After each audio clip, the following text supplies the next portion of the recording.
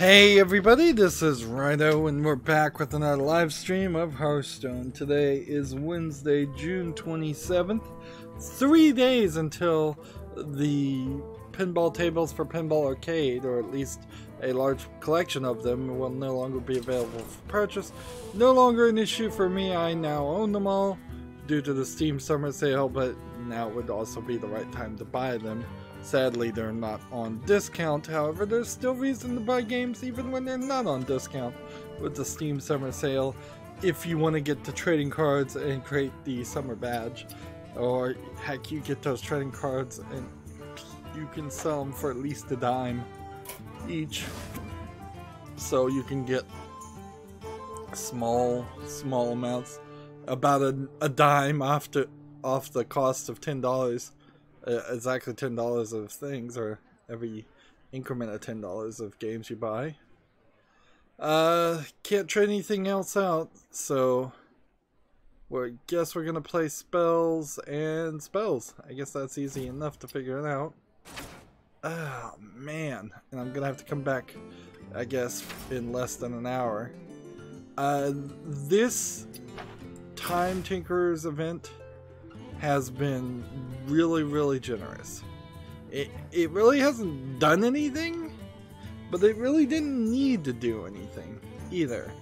It just needed to be generous and give us dust with gold and a better chance at getting 100 gold or 80 gold than getting 60. I have not seen a single one of these daily quests since this event started that was less than 60. So much so, this has been so generous that I've spent extra time playing my secondary account, which is kind of a unimportant, pointless account. I'm just going in here to see if I have something that can play spells.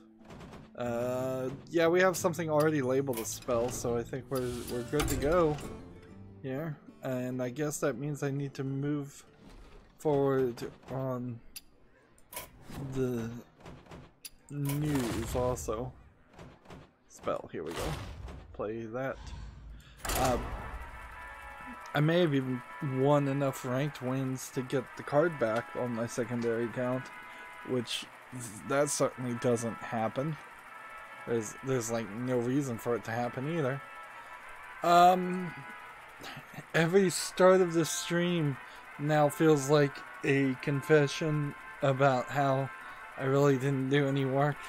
I got distracted on a side project, going shopping, basically. And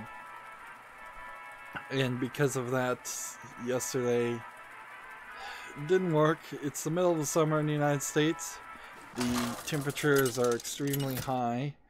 Going out and doing anything is roughly 3 times as exhausting as it probably should be, as it normally would be. So yeah, I have to be real careful about that. I did wake up also particularly early this morning, or around 9 AM, and I was thinking about doing some recording before I started streaming, but I frankly was doing so much other stuff with the Steam Summer Sale. Like the clicker game is still going on. I'm still going forward with that. I haven't won any games, though, as far as I know. It seems like the way the clicker game animates and shows, it seems like you're mining for games. So in theory, just being in the main menu of the game kind of indicates that you're not mining for games at that time, so you're actually not increasing your odds of getting a game. However, the way the game is explained in the instructions at the bottom says you really just have to be on a planet, and so you click on one of the planets, and at that point you've landed, or you're in orbit of that planet, I suppose, in the menu of the game, and a counter starts going up, and the explanation of the counter is the idea is explained as the longer you're on a planet, the higher your chances of winning. However, Steam also certainly kind of misleads with that exact same line, because of with booster packs, because they say the higher your level by making badges, the increase in the amount of booster packs that you're eligible for, that you're likely to get. However, even around level 76 now, I'm not really seeing booster packs appear. So I don't know what to get from that, other than it's just not fully accurate. I don't think. It could be, certainly, even though I have like 904 games now, the number always goes up. The number of ones I've played that have trading cards in them, and that I've played enough to the point where it would make I'd be eligible for booster packs, might be rather low.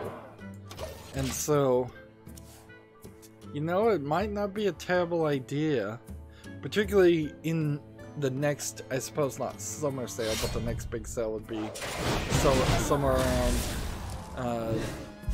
the month after October, so like 5 months from now. If I was really gonna say this, for that specific sale, I'm gonna focus just on buying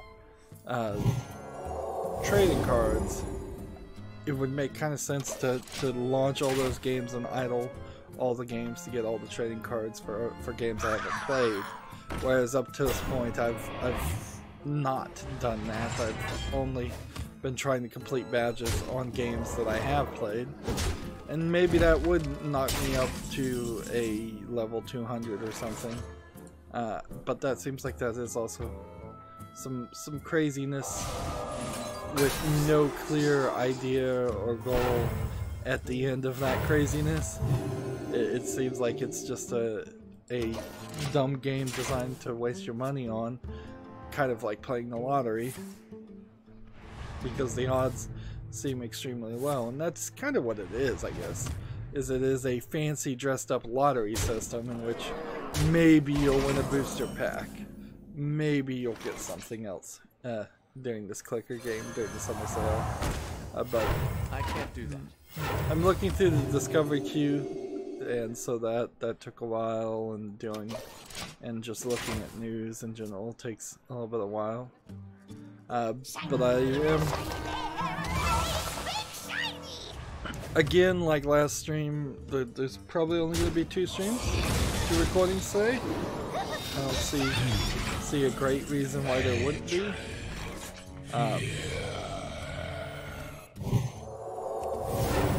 So let's start doing with the news. Gematsu has an article. Utawaru Mono Zan adds Realithi and Kokopo Jack DeWalt update. Okay, so that is a big mouthful. The name of the game is Utawari Rumono, which is a hugely long word. UTAWARERUMONO space Zan, Z-A-N. It's probably a visual novel on the PS4. It's coming out. Let's see. Yeah, it's due out for the PS4 September 27th in Japan. Looks fine. It's not a visual novel. It's more of a JRPG, but without a slight difference. I wonder. Without a different Job's done. bit of information saying it's coming to the West. I guess there's really nothing to say there, and I doubt it's the most important. Wow, I'm dropping the ball on speaking today. I doubt it's the biggest JRPG ever. So, or maybe it has a different name. So, Cyan, as part of their 25th anniversary Kickstarter thing, apparently one of the things they said they would do is post a 3D models to Thingiverse, which, if they're on Thingiverse, I'm not sure if you can download them or if you have to purchase it through Thingiverse itself. But they're like 3D prints of the first buildings in on Mist Island in the first game. Apparently there's a button here that also says you can tip the designer. And there's like one person following them and 83 there's 83 people following Cyan Incorporated on Thingiverse, and then there's one person that they are following. So that'll be slightly interesting to 3D printing world, although frankly every time I look into 3D printing it seems like it becomes this again game with no clear objective at the end. It seems like it costs too much money, takes too much time, takes way too much time to print something interesting. And when you do print something interesting, it seems to almost always be built around... Why is that music playing? Job's done. Like the builds that you 3D print often have to be sanded and painted, and yeah, it probably is easier to 3D print something than CNC it with wood or metal or cast it or do anything else. But unless you're making some kind of mechanical thing that is improving your life or is a part for a bigger device, it doesn't seem like the toy aspect of 3D printing is worth it, because the toy, just as a toy, the 3D print is not that interesting looking. It's usually one color too.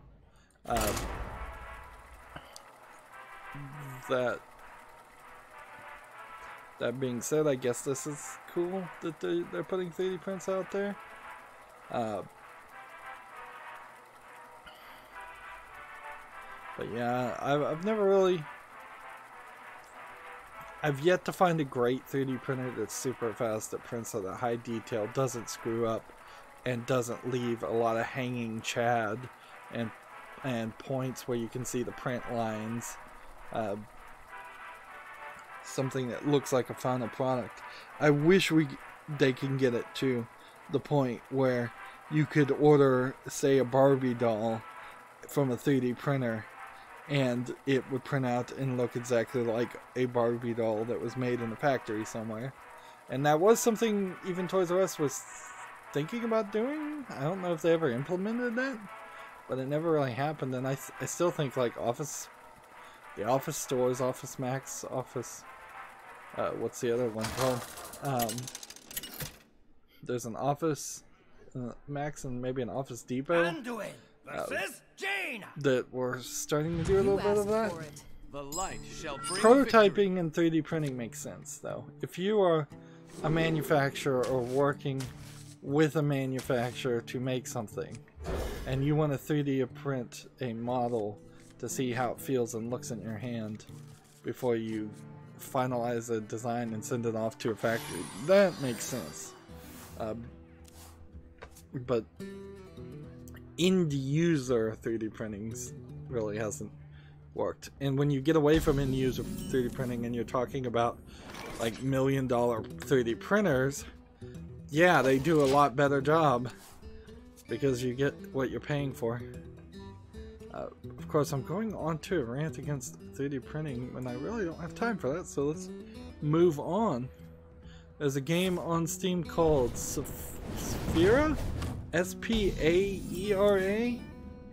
It says it's a game about relaxation. We've seen this before, where it's kind of an asset flip with just relaxing things. This one has a weird, dull looking with basically the black levels. The contrast is turned way too high, would be my guess, and it's because the lowest, deepest, darkest blacks are actually very bright grays and bluish grays. It shifts the way the entire images look. This is labeled as an eventual casual action game, but in all honesty, it seems like it's mostly a rather pretty looking asset flip game, walking simulator. It's 30% off for $6.99 if anyone's interested, but I don't think you should be. Hey, and this developer is not even on Steam anymore according to that click. Let's try that again. There they go. The other two games published by the same publisher, which is the same name as the developer, have mixed reviews. No real surprise there. Since I was out shopping yesterday, I ran into some Lego Dimensions things on sale. So like the Lego Dimensions Portable Power for the Xbox 360, I found it on clearance for $15. That was $60 each. Every single fun pack that's just like a character pack, which includes one character and one vehicle. Every single one of those was pretty well discounted. Not amazingly well discounted. Not as good of a discount as what I got from the Toys R Us closing sale, but also I would say that the Toys R Us going out of business sale only had 2 Lego Dimensions things, and so I got 2 things really cheap. Because I got those 2 things really cheap, I was halfway committed to getting the actual video game component. Since now I got the starter set of the video game component, it makes sense now to just go at least far enough down the rabbit hole of buying Lego Dimension things on clearance. They're also cheap on Amazon.com right now. And since Amazon's Prime Day is happening, I believe July 16th, I wouldn't be surprised if everything goes pretty cheap then. In fact, it might even be a better deal to not even wait that long. Getting the level packs are the important things if you're actually going to play the Lego game. If you just want to buy the Legos, then you need to wait until it is particularly cheap discount, because while each fun pack is at most like it's gonna be like $6 to $12, that's really a lot for very few custom Lego pieces. You're basically buying rather expensive minifigs. In the light's name. But Lego really never has had as much of a application of a Hot Wheels model, where you certainly can go buy certain Hot Wheels cars individually for $2.50 when you're getting the Lego Dimension character packs, and it's one character and one vehicle that's of the same theme of the character. And the vehicles are very varied, so they're technically vehicles, but very few of them actually look like vehicles.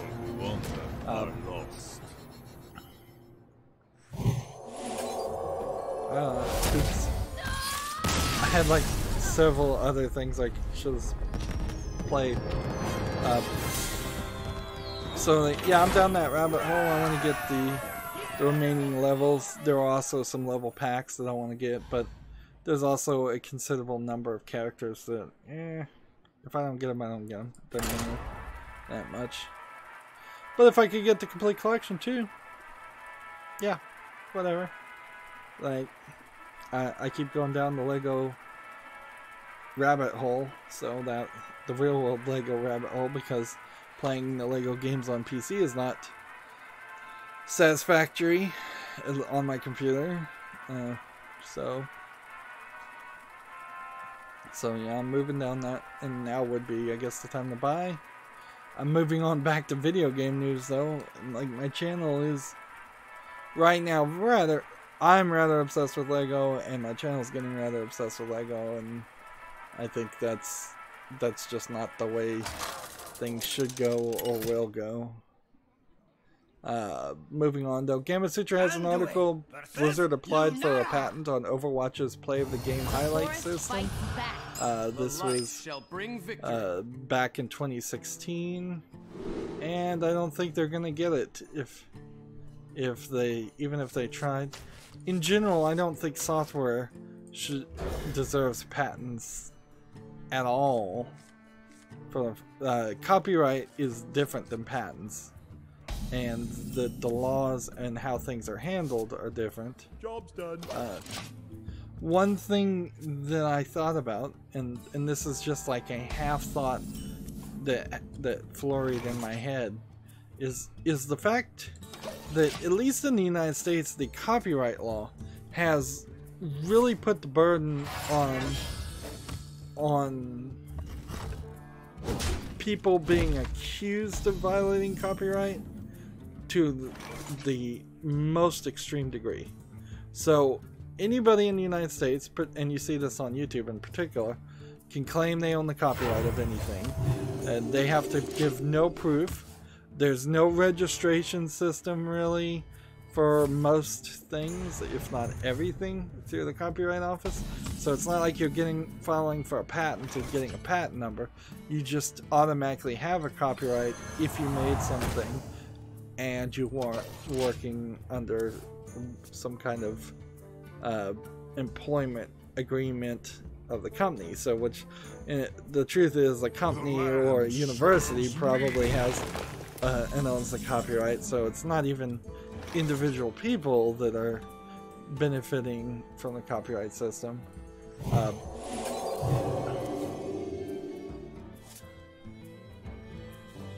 So yeah, there's the fact in my mind that the US government has stepped away and said, we're not going to deal with copyright, we're going to make you take it to the court system and make anybody claiming copyright sue you, and then make you, as potentially just a broke YouTuber like me, have to spend thousands of dollars on lawyers to defend themselves, is really unfair. And there's another issue there of the fact that the reason why Content ID exists at all is because of the DMCA laws. And in the DMCA laws, it really says the websites like YouTube have to be responsible and handle all copyright claims, and just remove anything that's claimed directly as a copyright claim without really applying any logic or intelligence there. So it's really this odd shoving of responsibility onto YouTube, and you're probably in the wrong position if you're actually defending YouTube. I mean, it doesn't happen that often for a reason. But in this case, it really is an instance of, like, if YouTube is being forced to do work that both the United States copyright and the basically the Congress and Senate who passed and wrote the DMCA laws, if they're just pushing all the responsibility to a private corporation, that's not right. There should be more government involvement if the government wants to pass and enforce a law, in my mind. I don't know. Like, I don't know, maybe many people would probably argue there shouldn't be more government involvement or the law. Fair enough, I kind of agree, but it's kind of ridiculous that there's nobody oversighting it or controlling it or putting any kind of sanity in the DMCA or copyright in general. Like I said, that was a half thought out thought that I just had a few hours ago, so maybe I won't even feel the same way in a few more hours. Let's move on with the news though. We Happy Few is getting a second chance in Australia, according to PC Gamer. The game was effectively banned from the country last month. So, in comparison to P Cubed, which I believe is the publisher of the game Omega Labyrinth Z, that has now been announced to never come to the West. It feels like Gearbox in this instance knows what's up, and they know who to talk to, and they know who to bribe, and this is just baseless speculation here. And so I imagine Gearbox has influenced them so that they will at least reconsider it. Although, I don't know how they're going to come out with anything different under the Australian classification, because it seemed like in the previous articles, and it still seems like right now,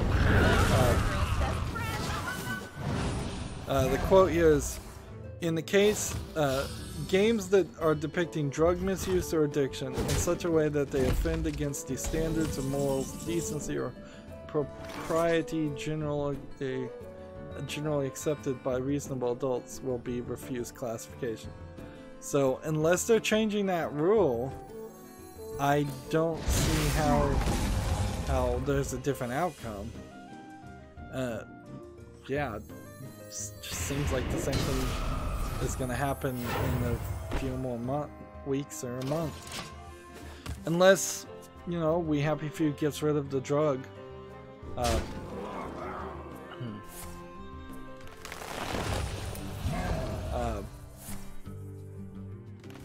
Like, unless they get rid of the drug mechanic, I don't see why the thing would be any different. However, according to the article, the classification board announced today, this is probably a couple days old article, that it will consider an appeal on the RC next month, and extended an invitation to individuals and organizations to apply for standing as an interested party. So, as somebody in the United States, it probably doesn't matter what I do or say, because this is Australian. But if you're an Australian video gamer, I think the thought here is to actually try and influence these people, or perhaps better influence somebody who would be influential. So you probably won't see the ESRB bothering with it, but maybe the companies that make up the ESRB would. I wouldn't be surprised if Gearbox is an interested party. I wouldn't be surprised if Valve was. I wouldn't be surprised if Apple was an interested party, all trying to make sure that this game and the way the ratings classifications are done just in generally are not as draconian as they are right now. Like the quote on the original ruling was, in the board's opinion, the game's drug use mechanism of making game progress less difficult constituted an incentive for reward for drug use. Therefore, the game exceeded the R18 classification because of drug use related to the incentives and the reward.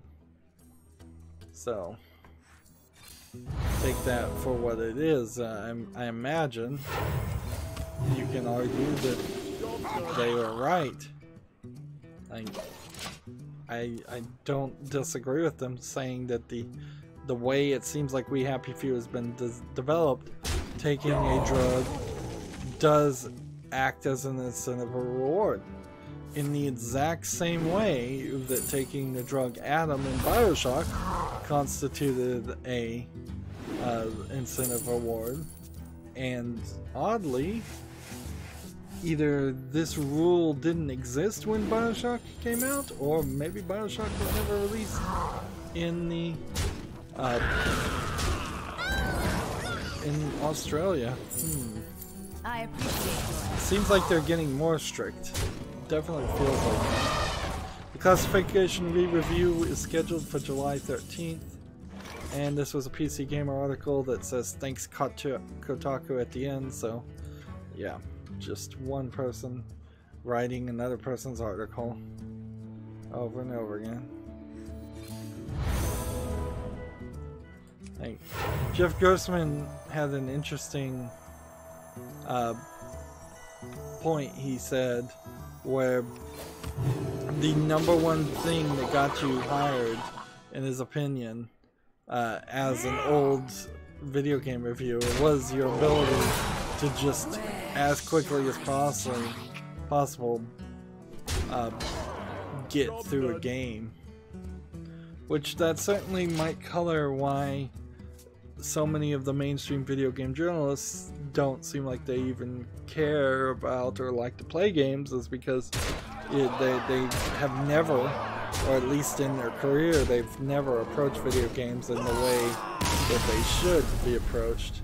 Imagine if all like food critics only ate food after eating like the hottest habanero peppers you can find, and so they've just burned out their taste buds.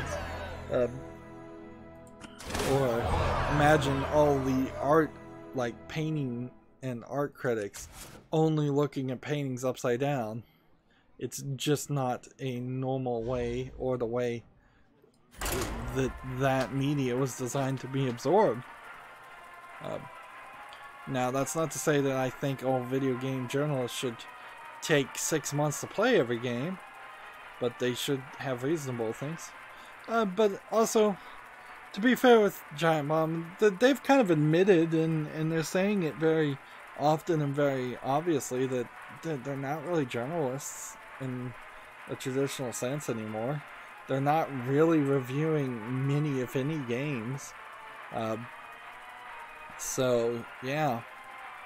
They're kind of just doing quick looks and kind of just trying to be personalities. I would argue the bigger problem with the Giant Bomb crew as it stands right now, today, is that most of the crew that's still there is not interesting anymore, or was never interesting. So the personalities just aren't there. Let's see. Moving on though, let's just try and speed through all this.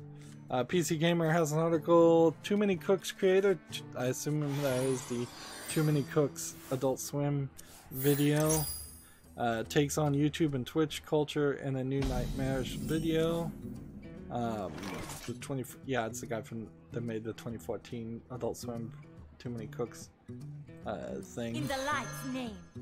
Which is something I think people should check out at some point in their life, because it's pretty funny, but it's also rather surreal and crazy. I don't, however, think that this has anything really to do with video games. It's just them probably trying to top themselves, and they'll never be able to do it. So this and face the light. Let's see, this and this. Then return.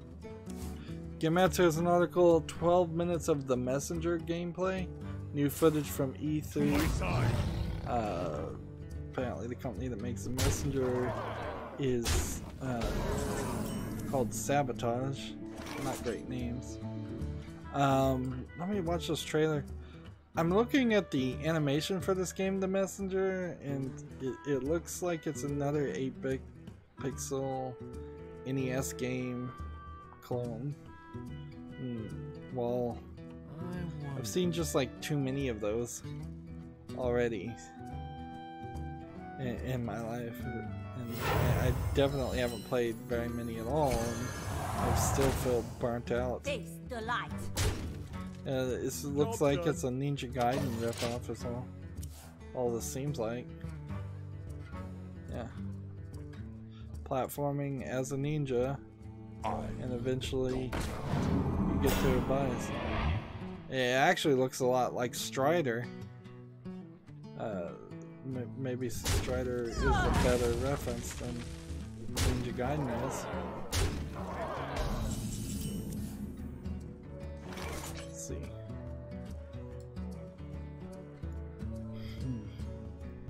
And it's a Devolver Digital published game, but I really have no reason right now to even wishlist it. It just looks so similar.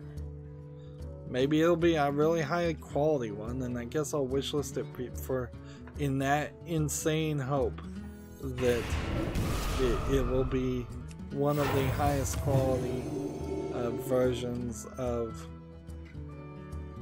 Let's see, if I make that 5 and then attack, would that work? I don't think it would.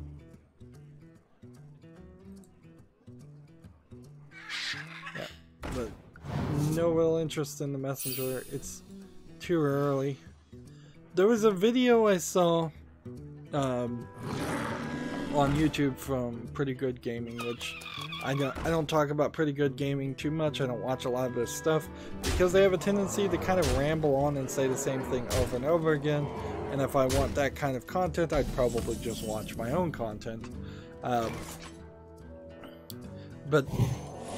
in between the rambling in this instance, they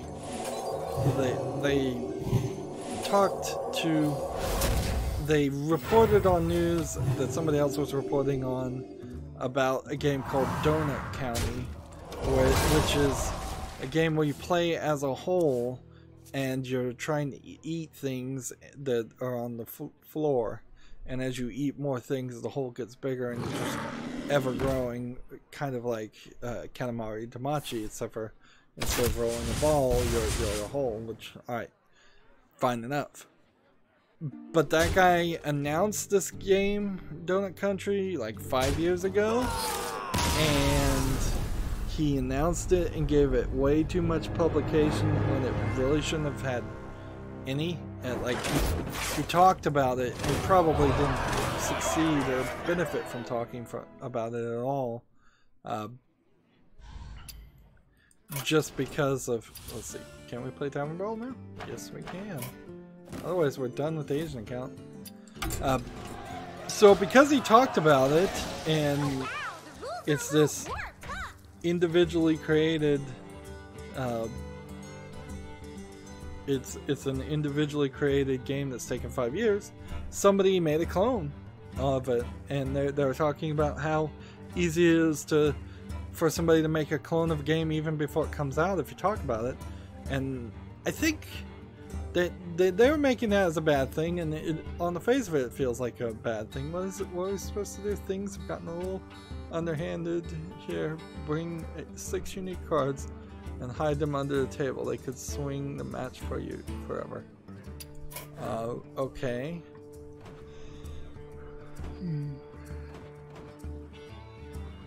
6 unique cards.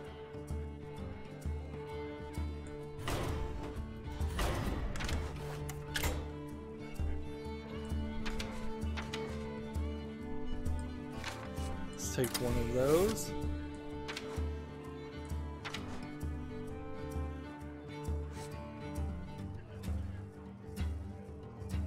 Let's see, maybe one of those.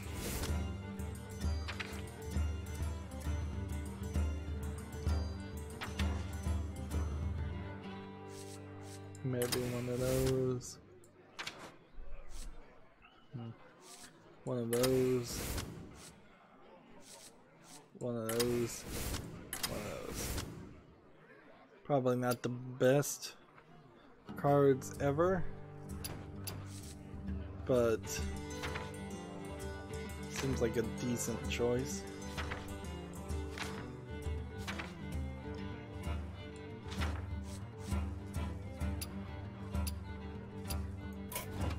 So let's see how this plays.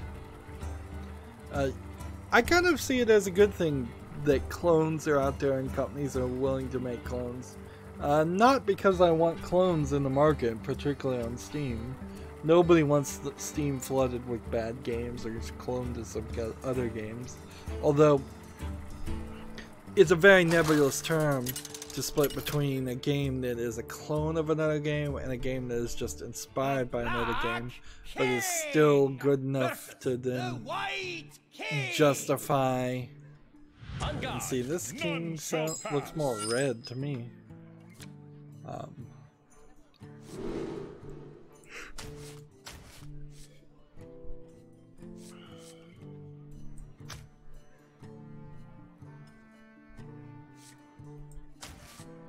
But the danger, the idea and the danger of having something like that as an issue, that somebody is going to take your idea and steal it, has worked rather well in every other industry.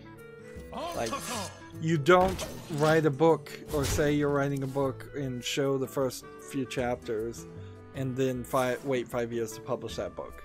If you did that, somebody's going to steal your ideas, rewrite it, and then maybe you could win a copyright claim, but it's not going to really matter if you could. Discovered chess piece, let's not do that. Job's done. You don't make a movie and give people screeners of that movie and wait 5 years to release it. You just don't have that incredibly long amount of time to develop in which you're talking and trying to advertise an idea, but you're also in the middle of developing.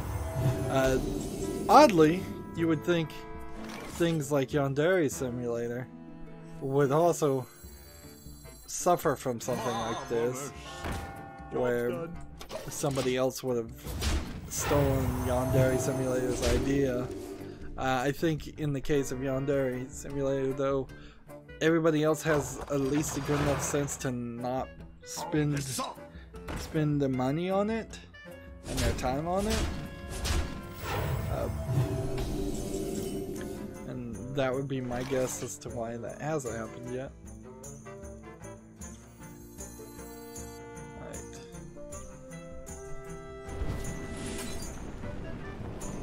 But if should we kill this guy or should we just smack this guy? Job's done.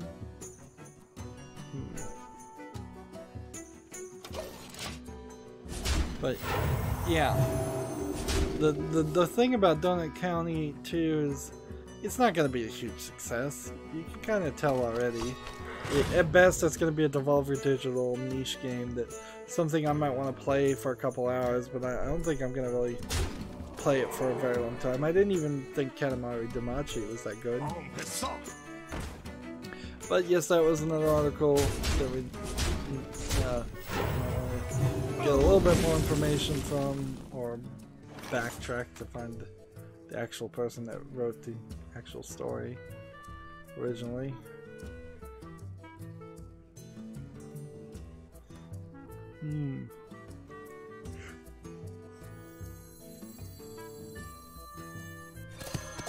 I'm definitely feeling too sleepy still. Job's done. Moving on, Rock Paper Shotgun has an article, Battlefield 1 and 4 get another wave of free DLC giveaways. I don't understand what that is. Is that a free to enter giveaway of DLC, or is it just free DLC for Battlefield 1 and 4?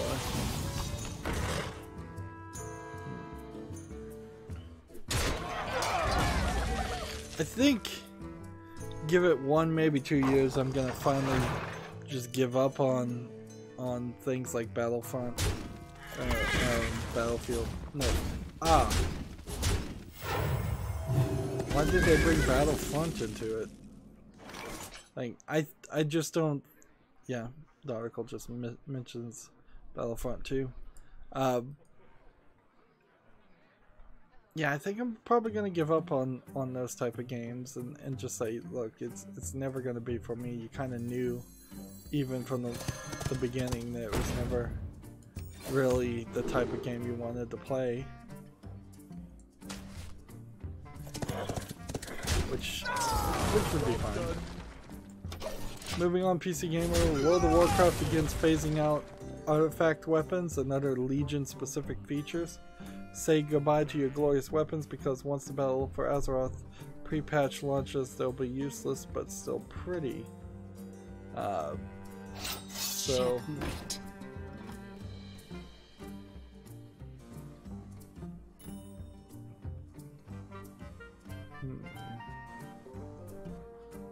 So we're getting more World of Warcraft lore, I suppose, in this next expansion, as I guess you always do in an expansion.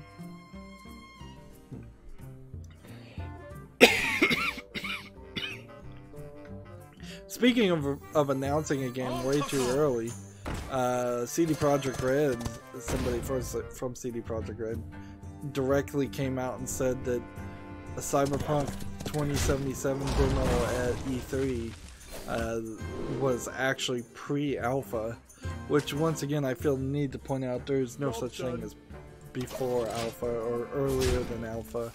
That just means BS.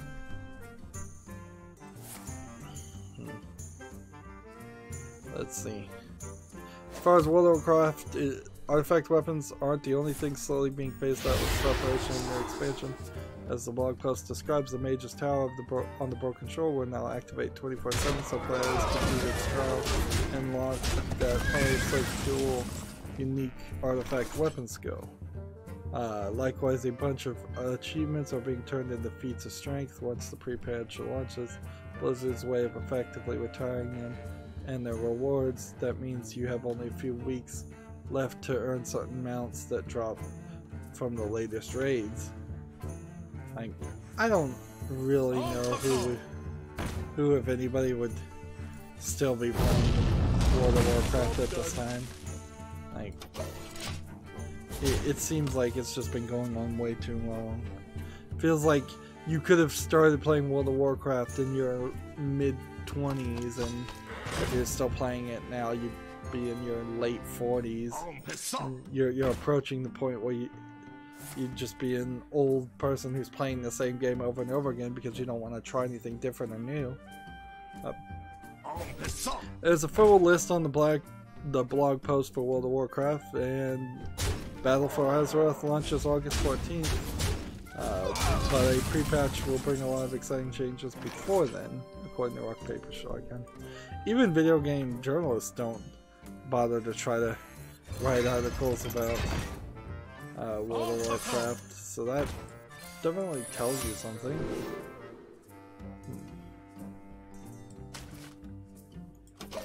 Moving on, Gamer Sutra has an article. The streaming-only RPG looks like to build on Twitch Play's Pokemon model. So what is this game called? Let's see.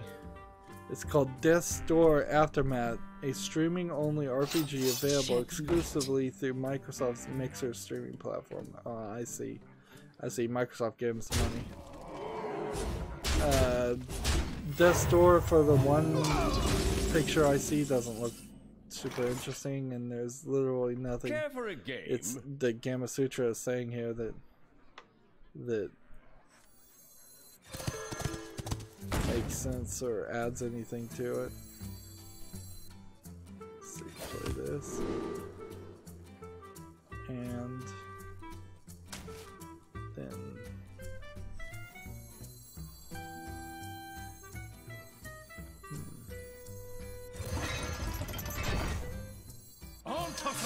try this, I guess.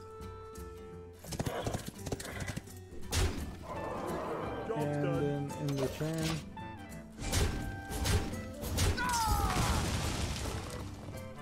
A game called Koihime Inbu Roya Rai Rai has been announced for the PS4 and PC, due out July 12th.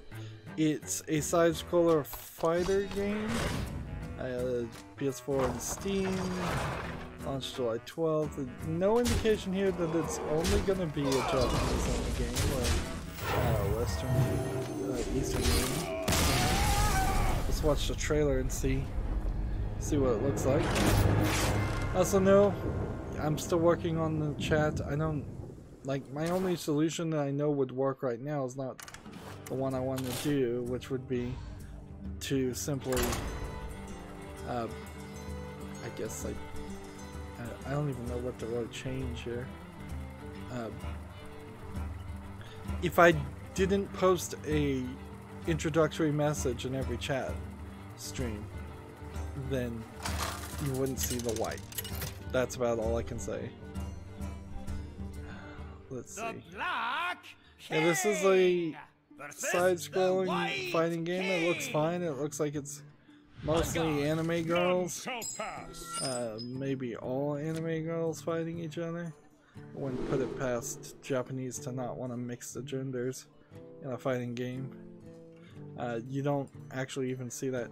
Dragon Ball FighterZ, for example, is kind of a great example of how both in the Dragon Ball TV series there wasn't a ton of female fighting characters, and there definitely were some, but just not a lot. And in the fighting games, they continued with that idea. They didn't spend the effort and the money to create half a dozen of female characters, and I don't know what you really do with the knowledge that, like, Frieza is supposed to be a female in the Dragon Ball universe, because Frieza's this weird looking alien, so no human female can relate to playing as Frieza. So yeah, that's not what I think people are trying to get at when they say they want to play as a female character. Job's done. Moving on. PC Gamer has an article, Great Moments in PC Gaming. The Guardian speaks in Ultima 7. And seems like that's all this article really is about, is just talking about an extremely old game, and whoever the writer of this game is, Richard Cobbett, actually, like, his nostalgia for a specific point that honestly I think Job's done. he's probably not unique on, but I imagine I didn't play Ultima 7. It wasn't one of the games that most people, I imagine, had played. So they're talking about nostalgia for a niche game that very few people will be nostalgic for. A game, according to Game Master, called Black Sad Under the Skin is coming to PS4, Xbox One, Switch, and PC in 2019. Seems like you're playing as animals in some kind of, like, what kind of game is it, I wonder? That's always the question. What kind of game is it? Job's done.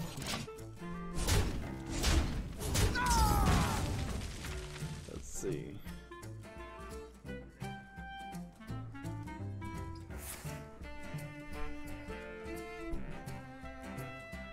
Apparently, Black Sad is a comic book series. Never heard of it.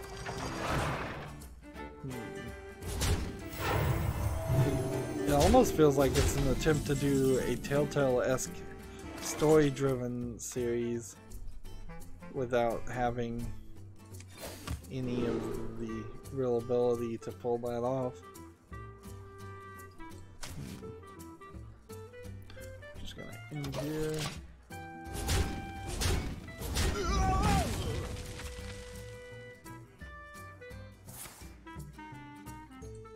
And I'm pretty sure I'm gonna take a nap after streaming today. We've got a game on Steam called City Sweeper Clean It Fast. It doesn't look great, looks like a mobile phone port. Just probably a basic asset for $4.99. Steam summer sale is still going on, by the way, so introducing your game during the summer sale, probably not a great idea. Also, introducing your game at full price, I imagine not the greatest of deals either.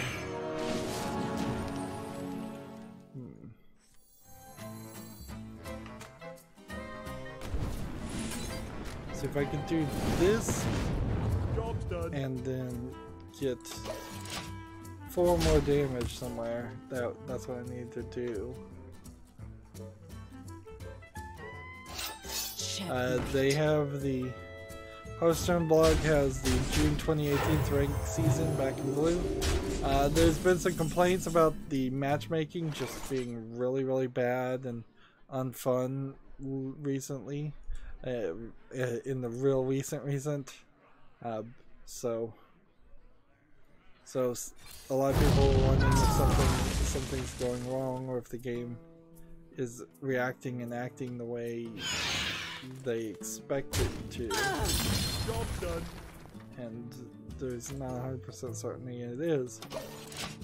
Let's see, there's a game on Steam that came out called Rhombus Legends. This is an early access free-to-play game. Seems like it's doing the pixel graphics thing again for some kind of top-down strategy game, but the graphics just don't look good enough. It's free to play or early access, so like I'm not sure I can make the claim, well, they got the price right, because maybe they didn't get the price right if free to play actually means something online. So, Job's done. having to deal with microtransactions. This game is first game by that developer. Let's see, is this one in English? Nope, that's just a Chinese only game, so I don't have to deal with that. Let's not talk about that one yet, because that's going to take longer. Luminous Remastered is 96% positive on Steam already. It came out June 26th. It's a casual indie music puzzle game. It's a kind of combination of Tetris and a music rhythm game, and I believe this also might be the first Luminous game that's come out on Steam. It's from the same developer who made Res Infinite, and that definitely would have been a game I would have wanted to buy during the Steam summer sale. I wish I had the budget for it. It's 40% off right now at $14.99 to buy Res Infinite or Luminous Remastered. I guess in this point I might as well just buy Luminous Remastered and make it, if I was going to spend the money, and play the newer game, see if that gets me a few more views on Twitter. Let's see. Tavern Brawl. They've decided to give us a crappy Tavern Brawl, and so I guess I still want to try and succeed there. So I'll probably change up the cards in the next recording. That's going to be it for this recording, though. As always, I ask you to like, share, subscribe, comment, and watch every second of my videos. If you want a friend to follow me on any social media sites, there's a whole bunch of links down below in the description box. And if you want to support me even further, particularly right now while the Steam Summer Sale is going on, I'm asking people to friend me on Steam and give me either a game on my wish list or just a random game you want to see me cover, or send me a gift card. All of those would be rather helpful. Or you could direct message me a Steam code if you happen to just have those. That's going to be it for this recording. Thank you for watching. Have a good evening. Okay, I'm going to take about a 5-minute break, and I'll be right back after that.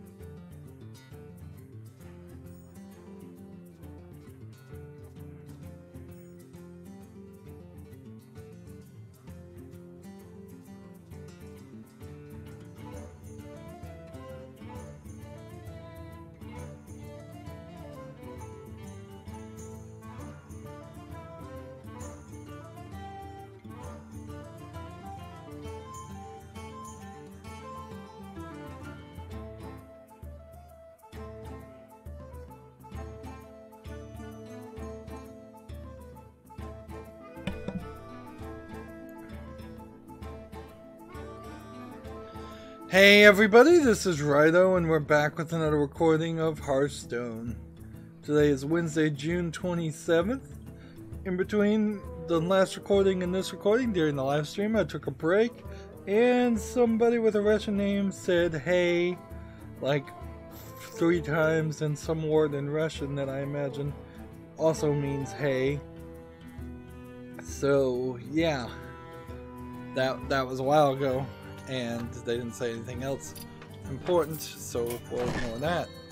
Interesting that perhaps the most successful way I could create content on YouTube is to just leave the videos muted and not do anything, because certainly comments are rare and few and far between. That doesn't have anything to do with video games or Hearthstone though, so let's go back to this Tavern Brawl, which is a pain in the butt. I think. Like, I don't think you get anywhere you can say anything else then it's exactly that. I need something that can allow me to do directed damage. And I imagine even that is not really necessary. Yeah, and it's letting you have 6 cards, special cards, and then you're just playing a chess game. And that's kind of all there is to it. So, let's do that. Yeah, if I can get through the news, which every time getting through the news usually takes longer than getting through the daily quest, but right now we're doing this Time Tinkerer's special event on Hearthstone, and so daily quests are really easy to get done. So much so that I'm even getting them done on my secondary account, just because. So I think for the most part I just need to go through the process and talk about all the games on Steam. So let's talk about all the games on Steam. We've got one called The Initiate 2, The First Interviews. It's a early access indie action adventure violent horror game. It's one of these graphics are quite not good enough type looking games, although at least this game is not suffering from dark screenshot syndrome, which we constantly see on Steam. So if you had told me this was a AAA game made in the 90s or early 2000s, I'd be kind of willing to believe it instead of coming out in 2018. It's from a developer called Deceptive Games. And they've made a decent collection of games, but almost every single one, except for a game called Silent Descent and The Initiate 1, have been reviewed pretty poorly. They're getting mixed reviews, and that is slightly concerning. And looking at the 2 prices, the Initiate 2 is 25% off for $13.49. The Initiate 1 is 70% off right now for $4.49. I think both of these games are probably too expensive.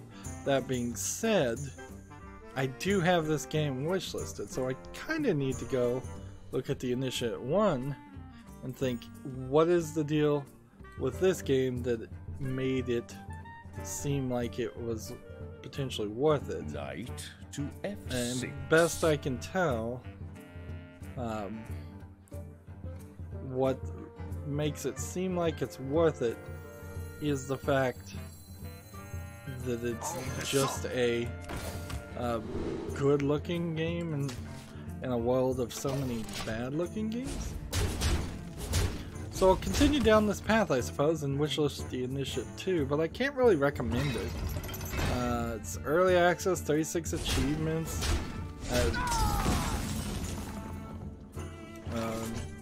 But maybe there's something here.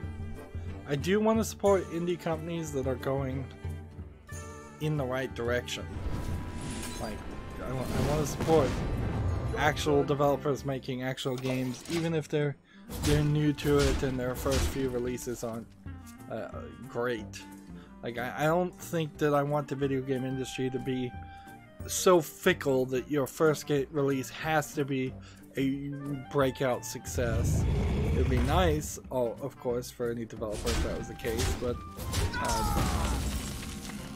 and then there's also some weirdness with that, because you really don't know how long the employees in the industry have been working. So, like, even if it is the first game from one company, all the employees at that company could kind of already have worked on several other games. I don't see any reason to play this. But I don't see what it changes either. Let's just leave this here. Rock Paper Shotgun has an article, Steam charts, the past returns to life in the summer sale. I wanted to read this to see what this is about.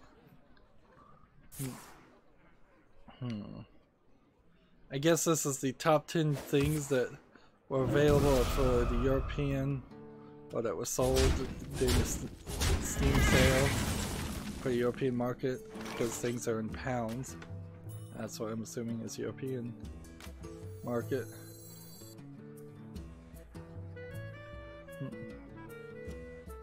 I don't see a real reason to do that.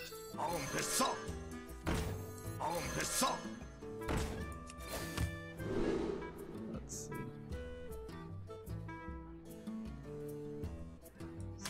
Take that. So number 10 was the Steam Link. Number 9 is Witcher 3 Wild Hunt Game of the Year Edition. I'd like that on my account, although that is certainly a hard ask to have fans give me a game that I've already covered.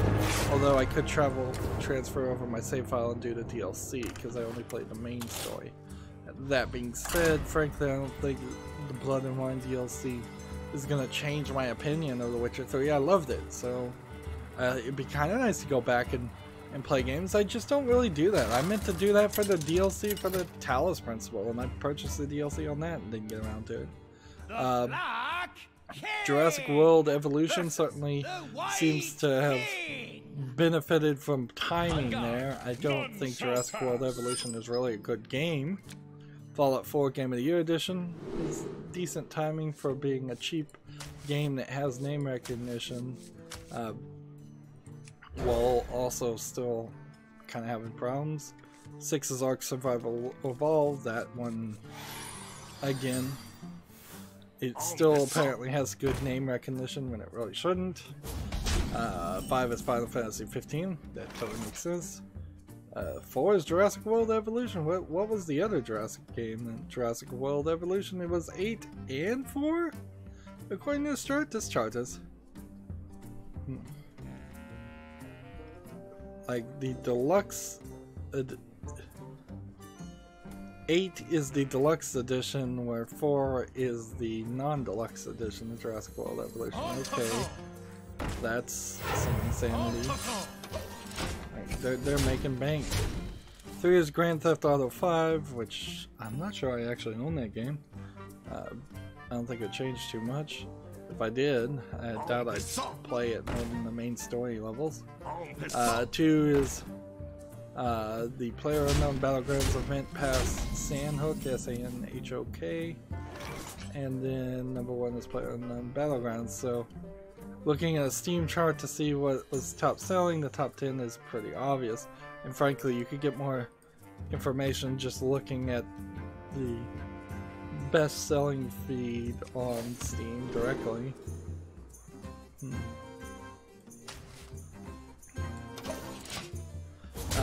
Let's see. Moving on, Gematsu has an article, romance visual novel Sakura coming to PS4, PS Vita on October 25th in Japan.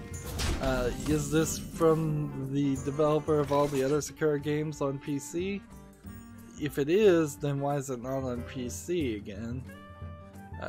It seems odd that a Japanese company would make a game just called Sakura Sakura, because the Japanese are the one people that would understand what the word Sakura means and realize that that's a nonsense thing to say.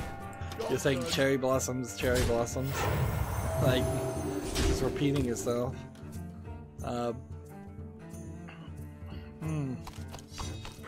There's one screenshot here as far as what this romance visual novel looks like. Standard anime fare. Doesn't seem like there's really any other information that you can glean from that. Let's see. And if I do that, that's no good. If I do that, that's no good. So, like, I think maybe my problem doing this Terran Brawl is the fact that I'm kind of constantly second guessing myself and just not playing as many pieces as I probably should.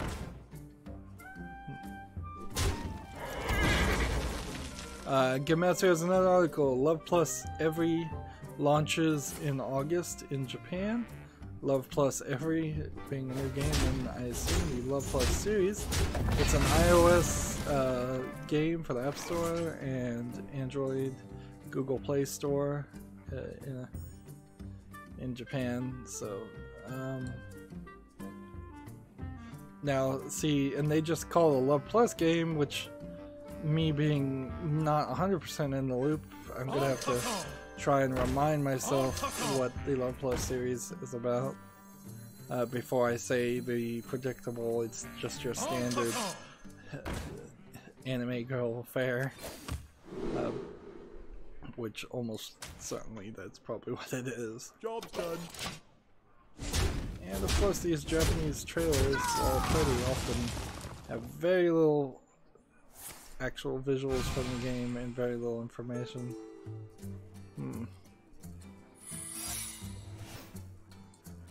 Yep, it seems like it's your visual standard anime girls. One thing, seems like there's a decent amount of customization here on the girls that you're dating, I think. So a lot of the girls don't have insane combinations of hair colors and hairstyles built into them and into their appearance, which is certainly different. Not what you typically see.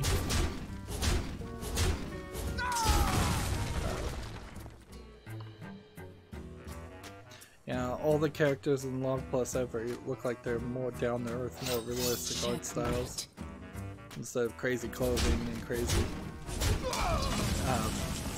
hairstyles, crazy eye colors.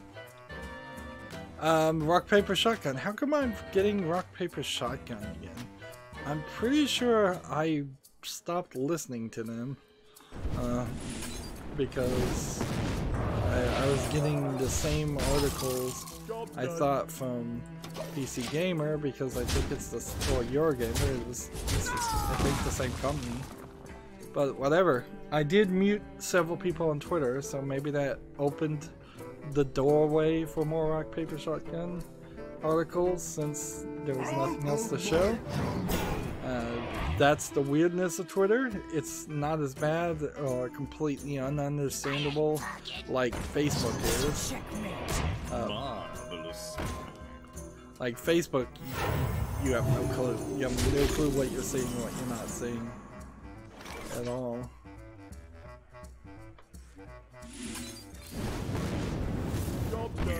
Okay. In the shadows. Guess I can't do anything else. So if I can just survive till the 10th turn, I'll probably win.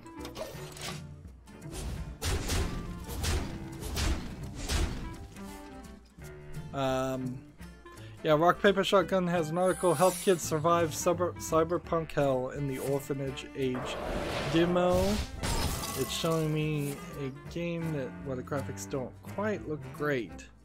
Let me watch the trailer and see if maybe it looks better in motion.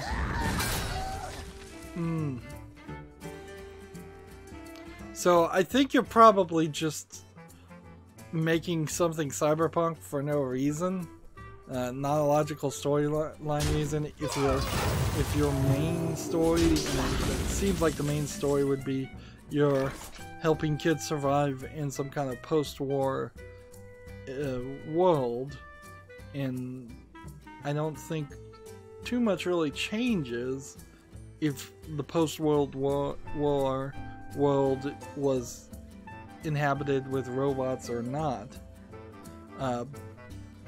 From what I'm seeing on the trailer, it looks kind of like just a management game for the most part.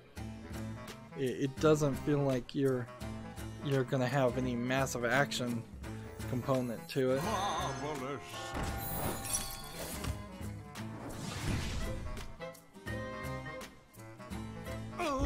Let's see. I can play this.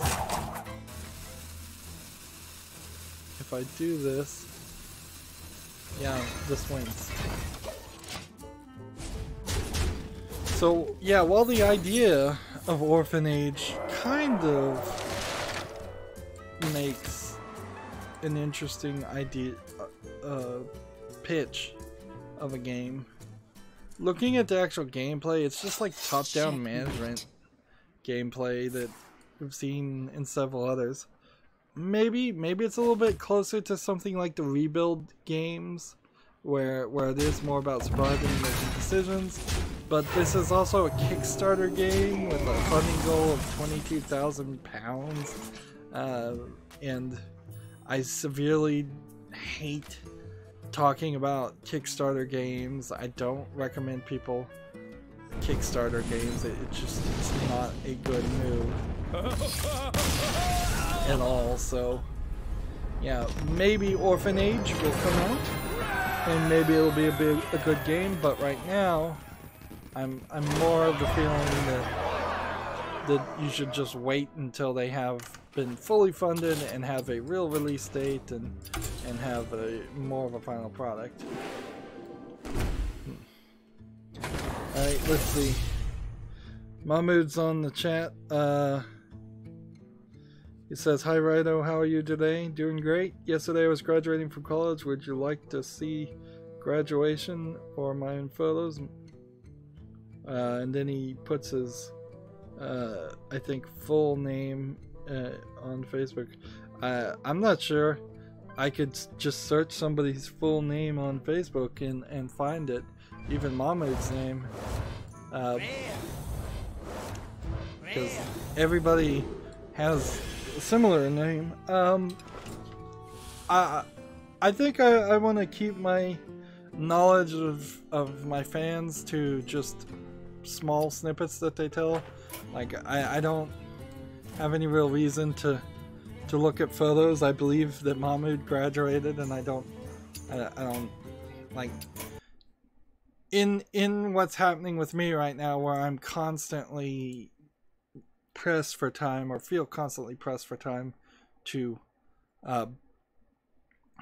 record footage. Taking time to look at photos is not a good use of my time, and frankly I just don't want to, even when people invite me to in their circle, into their private lives, I really don't want to cross that line with fans.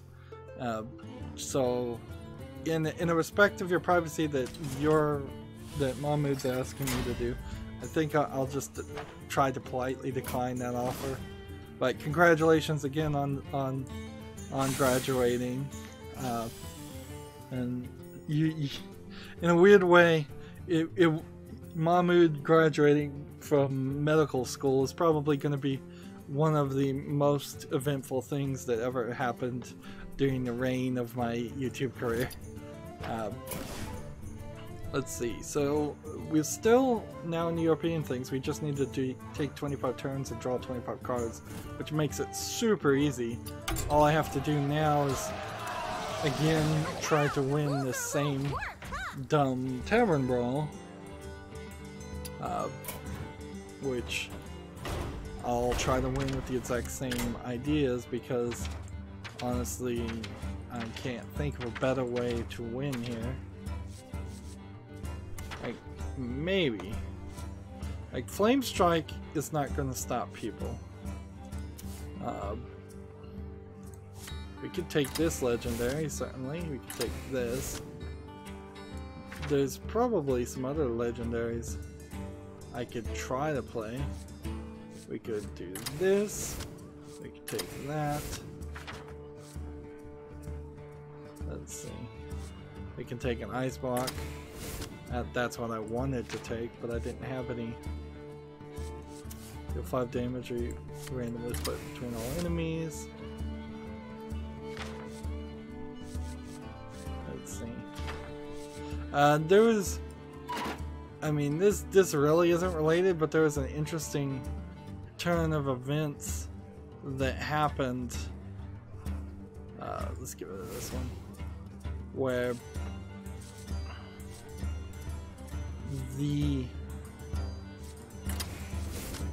a person on YouTube that I follow was talking about Kickstarter, and he put the information up on the screen and showed the photo of the person who made the Kickstarter.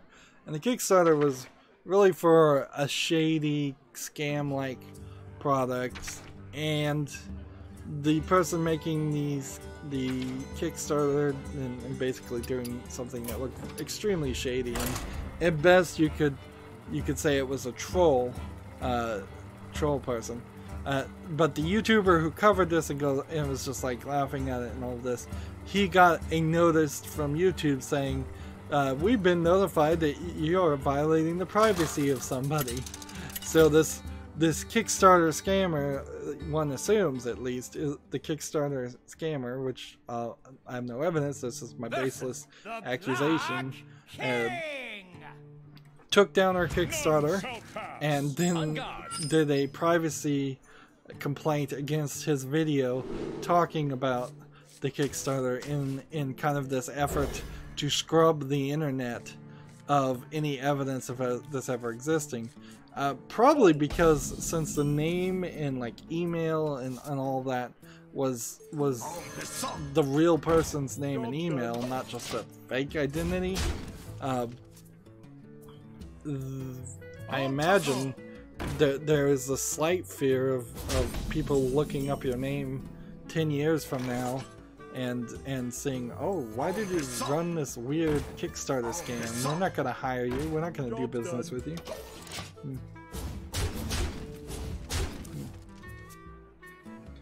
Let's see. Mahmoud said, I think you'd be happy for me. That's why I asked you to do that. Thanks you. I am happy.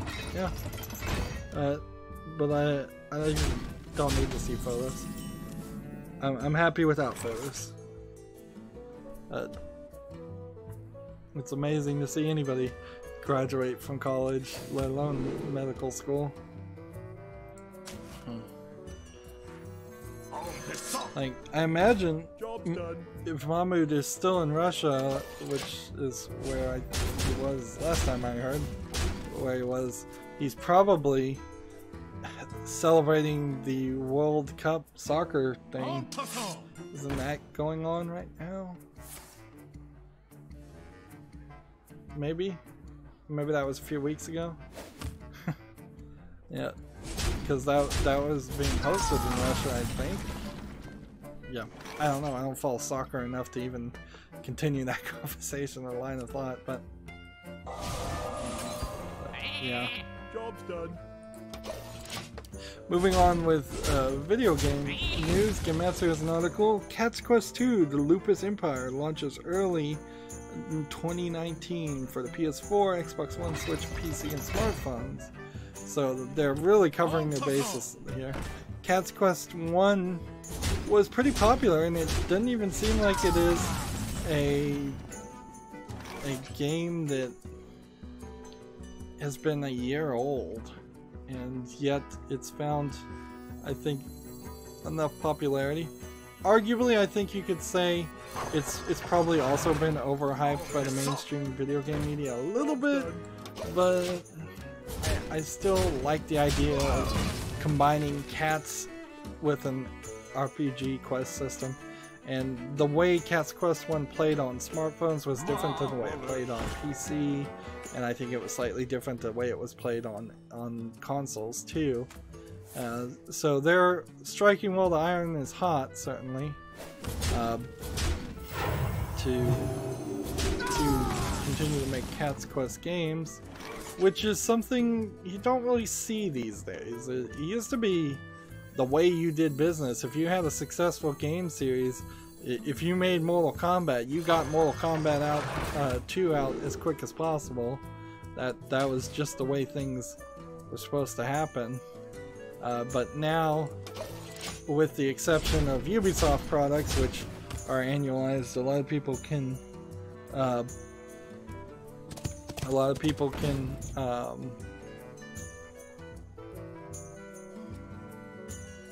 just, what am I trying to say? Take a little bit of time. Still, the Assassin's Creed series and games like that, the big AAA ones in particular, are under pressure to have annualized releases a lot more than small indie companies, which can take as much time as they have money to pay their employees, that's always going to be a limiting factor. Is just how long can you pay your employees while you're considering whether or not to well, I'm gonna lose this. Let's see, what can we do? Let's get it right this time.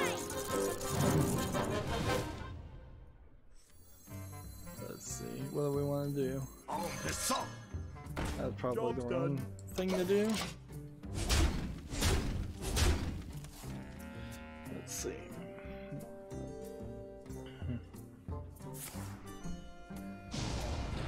One man said, I watched Egypt and Russia match. It was $200 for a ticket.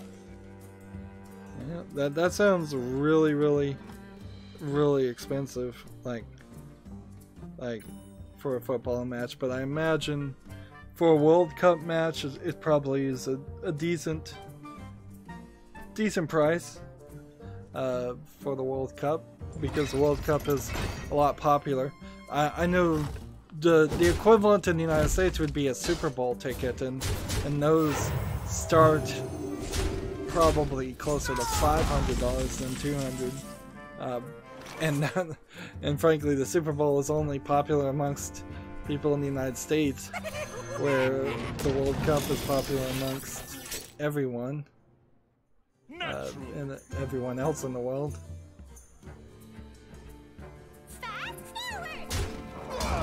Job done. Let's see.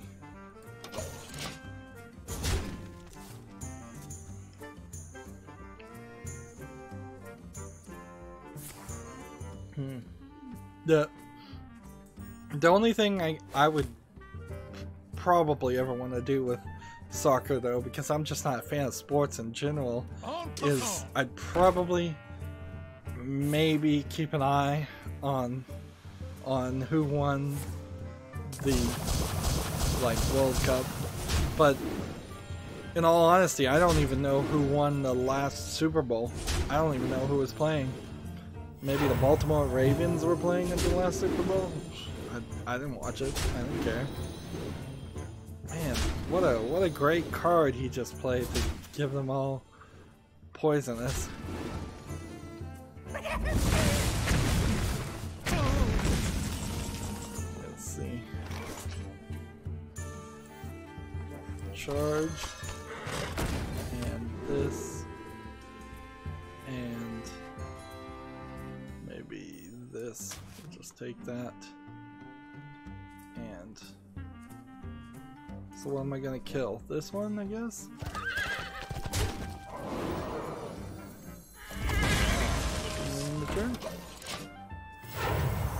Gamatsu has an article. Dark Souls Remastered for PS4 has sold 54,306 digital copies in its first 4 days in Japan. So yeah, Dark Souls Remastered is still a big seller in Japan. In comparison, the next highest thing was the Dead by Daylight Special Edition, for the PS4 for $28,099. It also kind of goes to show you that for as important as the Japanese market is treated, it kind of is a tiny marketplace because there just aren't that many people in Japan, not compared to giant land masses like Europe and the United States and North America. But since there's so many games that are developed by a Japanese company, they get a escalated importance there. The third highest thing only sold 16,000 downloaded sales, and that was called Yu Powerful Poro Yakyu 2018. And I don't know if that's like a wrestling game. Nier Automata is number 4, 15 for the 15,000 sales, and I believe Nier Automata in its lifetime was sold like 20 million copies worldwide. And then the first non-PS4 game is at 5 for Donkey Kong Country Tropical Freeze for the Switch, and then it's back to PS4 for Detroit Become Human, and then back to the Switch for Minecraft Nintendo Switch Edition, and then the Minecraft PlayStation 4 Edition sold 2,000 copies less. Rainbow Six Siege for the PS4 has 7,000 sales, and Undertale PS4 sold for 7,000 copies. And Undertale, I don't believe, is a new product at all.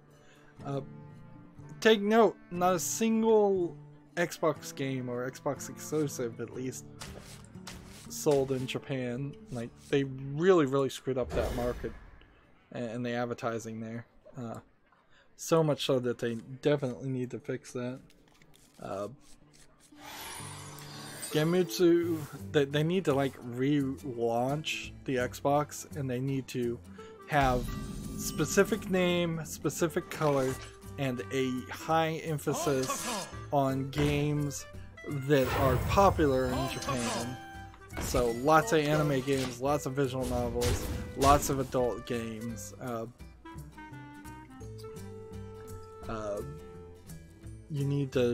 They really needed to have a partnership with some Japanese company to see if that succeeded in any way.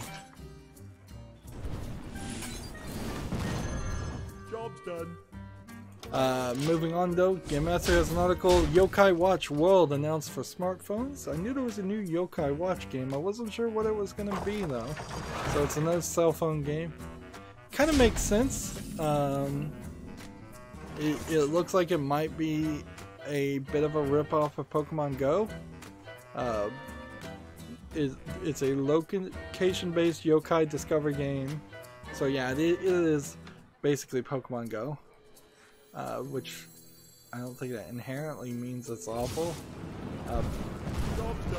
It just tells you that there's some popularity in that new type of ways to play. Although frankly, I don't know how many Pokemon Go-esque games you can have installed on your phone and really want to play. One, maybe two. Let's see. TechRaptor has an article. Solid Snake and Xavier Woods joined the battle in Super Bomberman R. The last Super Bomberman game was made for the Switch, and it was pretty awful. It just didn't play right, which is particularly amazing considering it wasn't a particularly complicated game. Also, wasn't the last Bomberman game not even the Bomberman people? No, they also at the same time, or a few weeks earlier, before they put out the Switch Bomberman game, they had put out a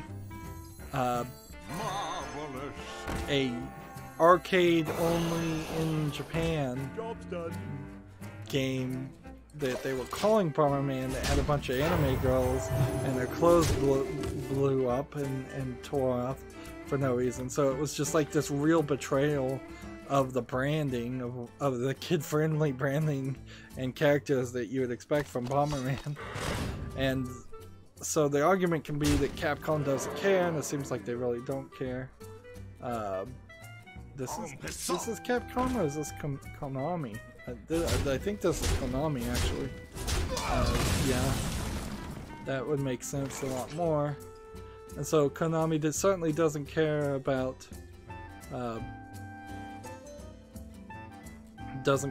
Metal Gear Solid, and then they're putting in Xavier Woods, who is a professional wrestler for the, I guess, WWE, and I've never heard of him, but I haven't watched wrestling in a very, very long time, and I'm quite happy to keep it that way. Let's see if we do this. Is that still what we want to do?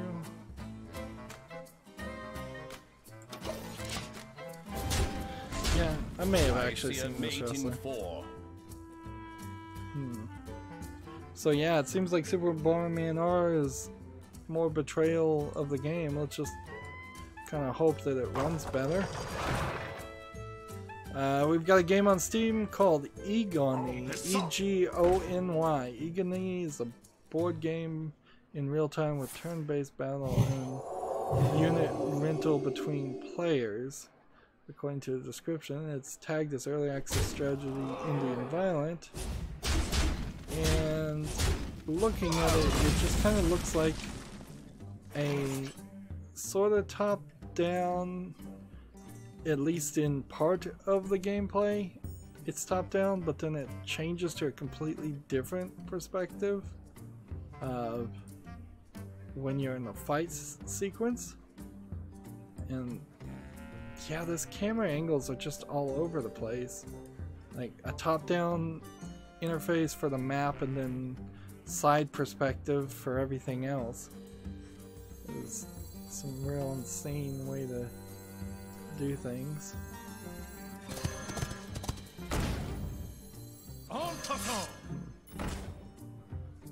Let's see.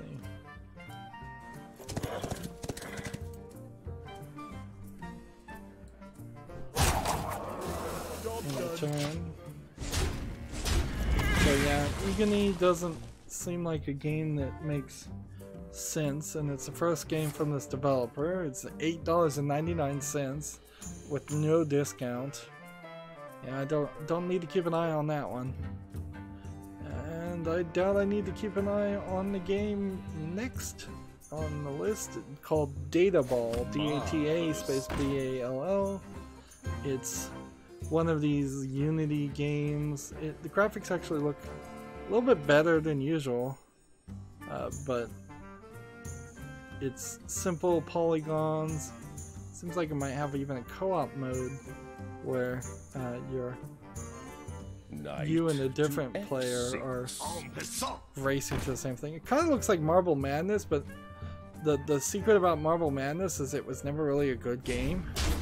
It was an interesting idea in its physics and the way it displayed things, but it was never really easy to control and the thing that you would really want to do. Let's see. Can we get more of these characters this way? No.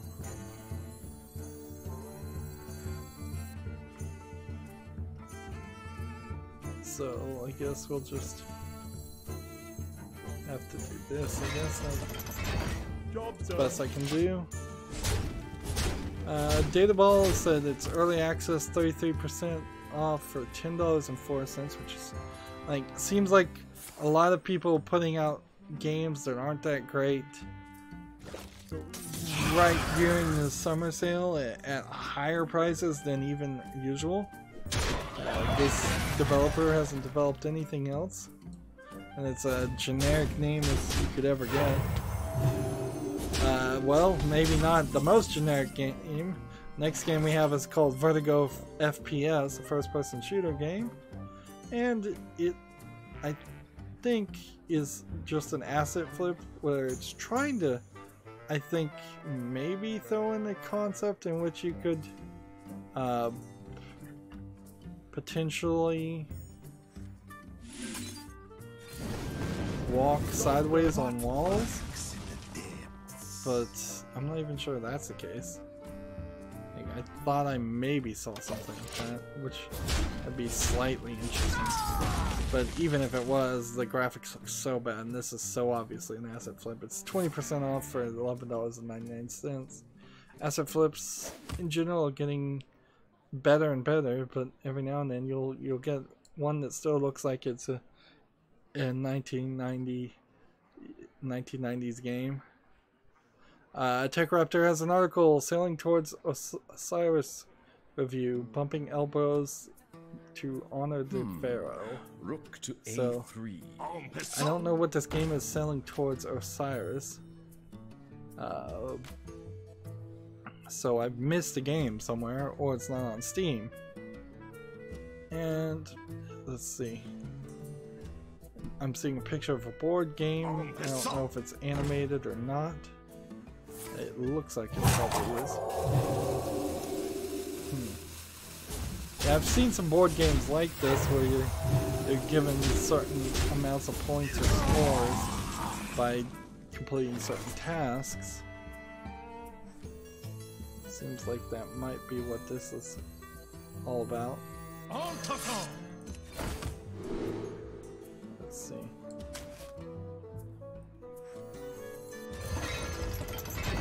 Job's done. Hit that. Yeah. If you have a board game that has pieces to collect, dices to roll, cards to play, tokens to move on a board, and a board that has a path to move, you've really just added everything you could possibly think of to the game. See, and if I could just get slightly more damage to the face. Let's see. If I go this, and then do Marvelous.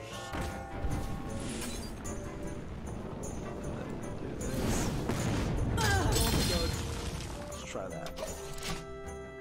The bottom line, according to TechRaptor in this article, is selling to Osiris as a game for competitive Europe gamers who enjoy direct competition. Let's see. Seems like he says, get this game if you like games that maintain a consistent sense of tension between players. You like games that force you to alter plans based on what is available to you at any moment. You like Euro games. I think Euro games is a weird way to describe complicated games, but whatever. That let you interfere with your opponents by blocking them and denying them resources. Avoid it if you prefer multiplayer solitaire Euro games that don't feature anything. You like worker placement games that allow you to build up in vast quantities of resources. You like games that let you play in long term. And they gave it a 7.5, very good. But I still, after looking over this entire article, this looks like it's a real board game, see a mate in 4. not a digital board game, and I did not know that TechRaptor had also gone down that way. I guess at the top here it does say tabletop games and tabletop reviews, so I'm gonna have to be more careful in what I read. And from TechRaptor, which, oops, I didn't realize I had to do that.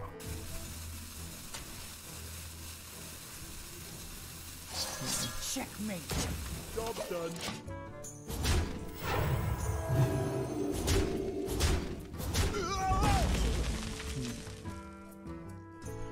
Next game we have on Steam is called V-Real. It says V-Real is the first broadcast platform for VR games. Create and watch VR game content all within VR. It looks to me like it is a bunch of asset flips in a VR environment, which maybe this will get some memes playing V-Real. I can see some streamers doing this for like 5 minutes. But that's kind of it. And there's some pretty blatant rip-off here of Surgeon Simulator in one of the screenshots, unless they licensed it, which maybe they did. V-Real is free in early access, so I guess the price is right, but it's also not really a game. It's also the first thing made by this developer. So yeah, I don't think V-Real's one worth looking for.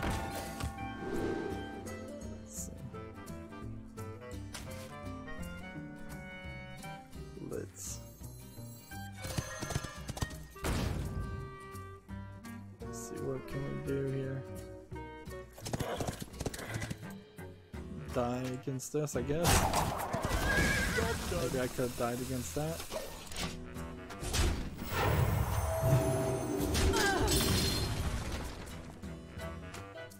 Let's see.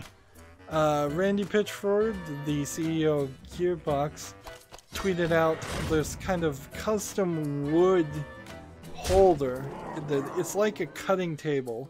If you specifically cut into a cutting table to place a controller, whether an Xbox One or a Nintendo Switch, or a Nintendo Switch Pro controller, or even an Apple TV with a remote. Just fancy things that you would put on a coffee table in front of a TV to hold your controllers so they don't slide around. Probably don't need something like this, but he tweeted it out and he had custom Borderlands on it, which is nice. Looking at the price of these, since he linked to it, so maybe he's getting some kickback here, and again has forgotten or intentionally, I think he's intentionally at this point, not put hashtag sponsored, which is still a thing you have to do. So yeah, I would put it past him, Randy Pitchford, because I have no faith in him doing things the right way or ethically. So I wouldn't put it past him to begin a kickback.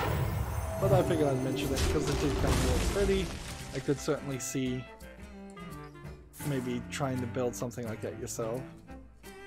Let's see, we have a game on Steam called Dr. Flow. Just the word doctor, then F-L-O-W. It says Dr. Flow is a puzzle game of deduction and decision making. You assume the role of the doctor who decides which tests are performed on patients and in what order. Keep in mind cost, efficiency, patient satisfaction, and quality of healthcare. Choose wisely. This seems like it's really just a puzzle game, but the story is doing at least something slightly interesting to change things there. So what's happening here that's making this too difficult for me? I don't think that worked. I don't think that's gonna work. So I'll take one of those. I'll take one of those. And we'll see if that works better. This is kind of an infuriating tavern brawl, just in the fact that it's so bad compared to everything else that's been really good with this Time Tinkerer expansion. Yeah, I don't know. Maybe, maybe not on Dr. Flow. I don't like the name, first of all. Like, I think Flow is an odd surname, and I just don't think you would want to use that. One assumes that you're playing as a character named Dr. Flow. I guess I could be misinterpreting that, and actually it is just the direct interpretation of Dr. Flow, where doctors go, according to assignment and such, which maybe that's it. But this game is $5.99, and it's not on discount. It's from a developer who made one other game that's called Diamond Dan, which was rated positively, and it's 99 cents. I think that has to stand for something now. Like, if their first game, which looks like it's kind of a platformer game that doesn't look horrible, if their first game is rated highly, I think I should give this puzzle game a little bit more of a chance than I normally would. So I'm gonna wishlist it and keep an eye on it. Probably ultimately decide against it, but keep an eye on it. Eurogamer has an article. Harry Potter mobile game now sells owls for £12. So the Harry Potter mobile game in particular was just like the worst microtransaction game we've seen yet, and targeted at kids, and just a bad game all around. And now they're charging £12 to just have a pet, which I'm seeing a cat, an owl, a frog, and a mouse. And I assume that they're all close to the same price, if not the exact same price. Let's see. If I do this, that doesn't really do anything different. Just heals them up.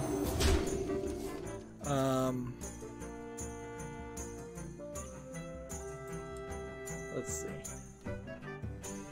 So the creator of Five Nights at Freddy's has decided to put out yet another Five Nights at Freddy's games.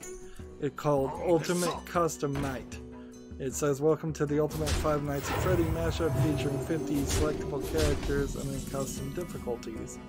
So it's just like a custom free version of the Five Nights at Freddy's series of games that I think the creator is both...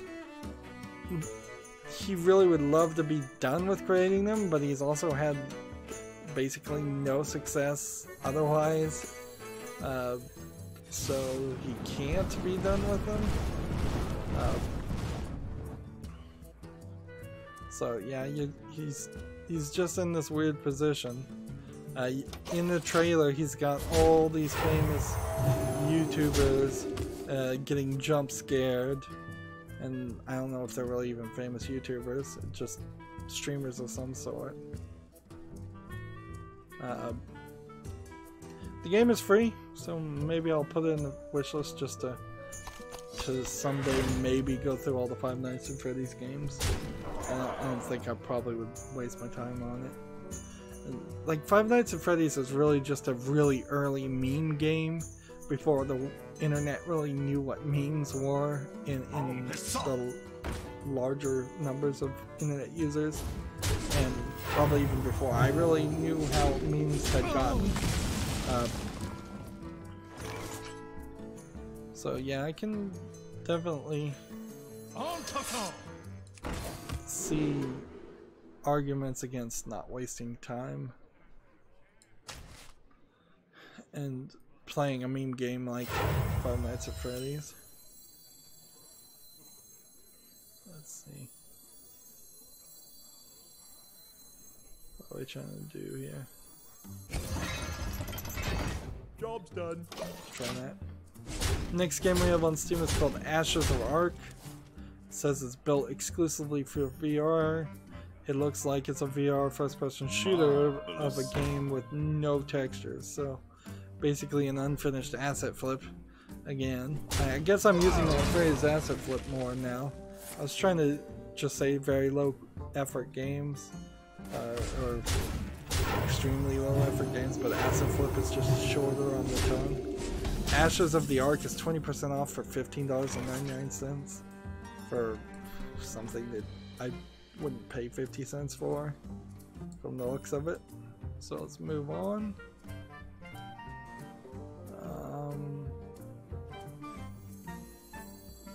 This and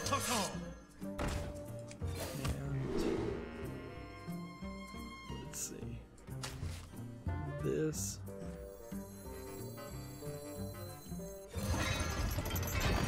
Job's done. And then in the turn.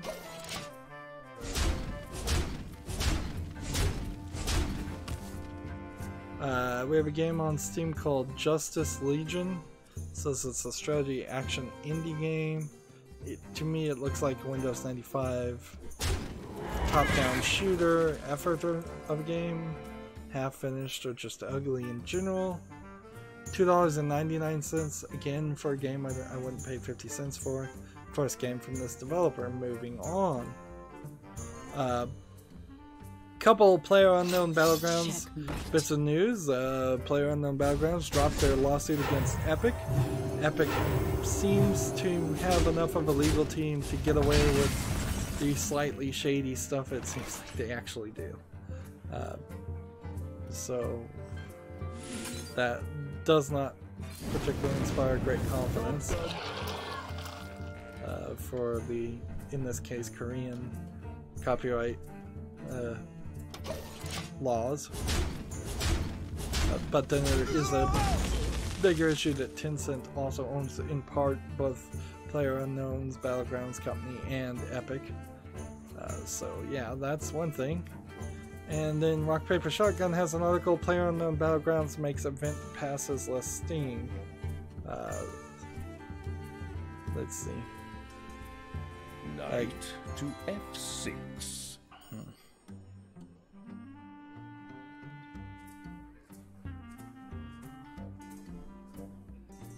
Let's see, this article says with the Battle Pass release for their new map Sandhook in PlayerUnknown Battlegrounds, they were taking the Michael rule, which I don't think that's the phrase. I thought it was taking the Mick.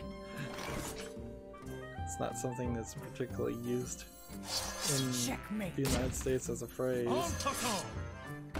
Job's done. Anyways.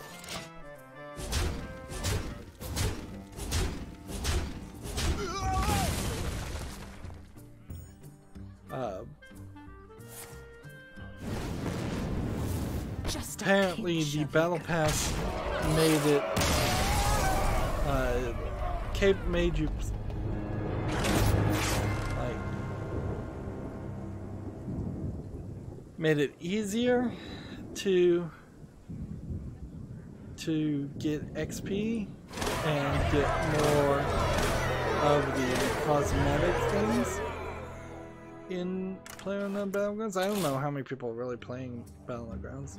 But one thing about this article that catches my eye, anything more than else, is it seems like you're getting swimwear for this new event, and so the screenshot they have is like a couple people in swimwear shooting guns, and it just does not make a lot of sense at all. So yeah, I don't care enough about PUBG to really learn what the event passes are or battle passes are, but it seems like nobody's happy with them, and it seems like it's some effort to scam people out of money. Gamasutra has an article called A Producer's Guide to Decision Making.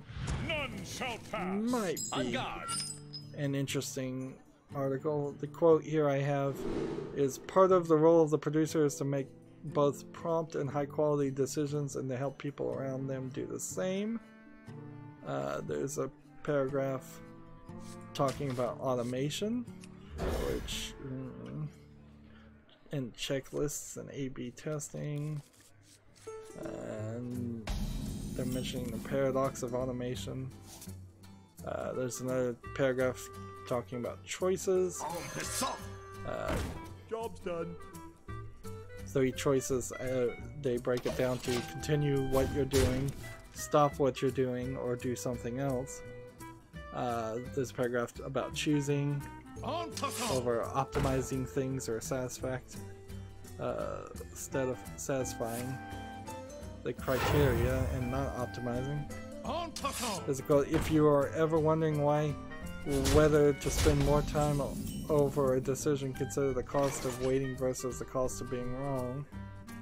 That paragraph of group decision making. So if there's good information in these paragraphs, this might be a decent instance of learning decision making in general, not just for video game producers. So another quote, it says, well-managed group decision making is almost always superior to doing things on your own. Another paragraph about pitches. A paragraph of dealing with difficult people.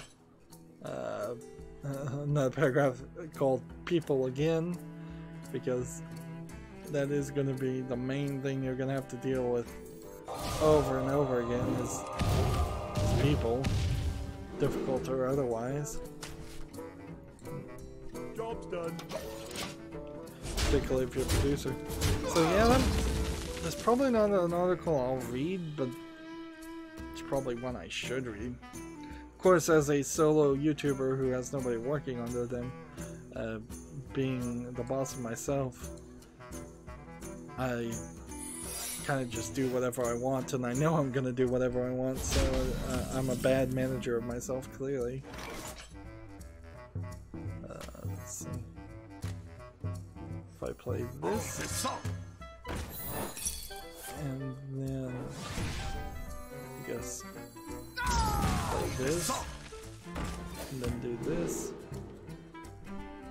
and play this, and then just end the turn. I think I may have won here.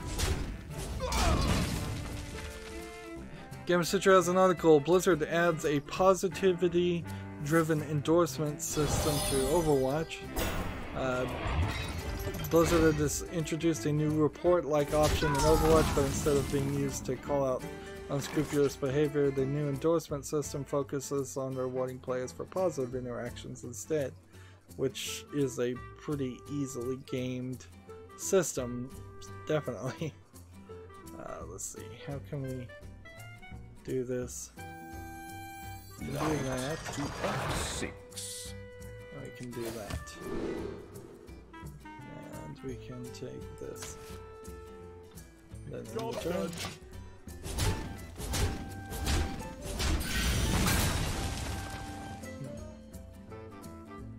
Let's see, Overwatch.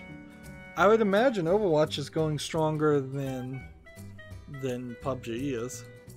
Give it 6 more months, I imagine people will still be playing Overwatch. I doubt many people will be playing PUBG. We've got a game on Steam called Flamebound. It says it's an RPG adventure indie casual. Seems to have some video warping effects over the trailer. So apparently some kind of ability you can use can do something crazy. This animation style seems off. It looks alright, but it just seems off compared to the background that I'm seeing. And I don't know why it would get like that. Job's done. Seems like maybe just a mix match of animation things. Because the animation I'm seeing looks like a little Looney Tunes characters, and trying to do something maybe like Cuphead, but not as old as Cuphead, and then setting it all in a very dark background forest. Yeah, I don't see anything here that makes me want to play this game. Flamebound. It's 10% off, $2.69. I like to kind of see this developer keep trying, but seems like they've made 2 other games that have been positively reviewed, or 3 other games that have been positively reviewed, but none of them seem amazingly interesting, so I'm just going to close the page on them. Maybe they need to make another dozen games, another 6 games or so. I do this. No. And then do this. And then do this. Job's done. Let's see what happens here.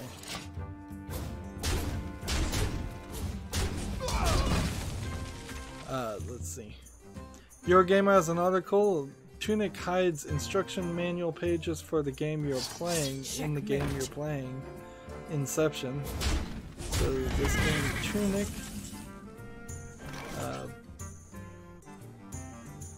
Let's see. Tunic was one of the many mini games shown at the Microsoft's E3 2018 briefing. Let's see. Is it coming to PC? If it is, cool enough. It looks kind of Zelda-esque, maybe from an Knight isometric to F6. perspective. Here we go. Like this. And didn't need to do that.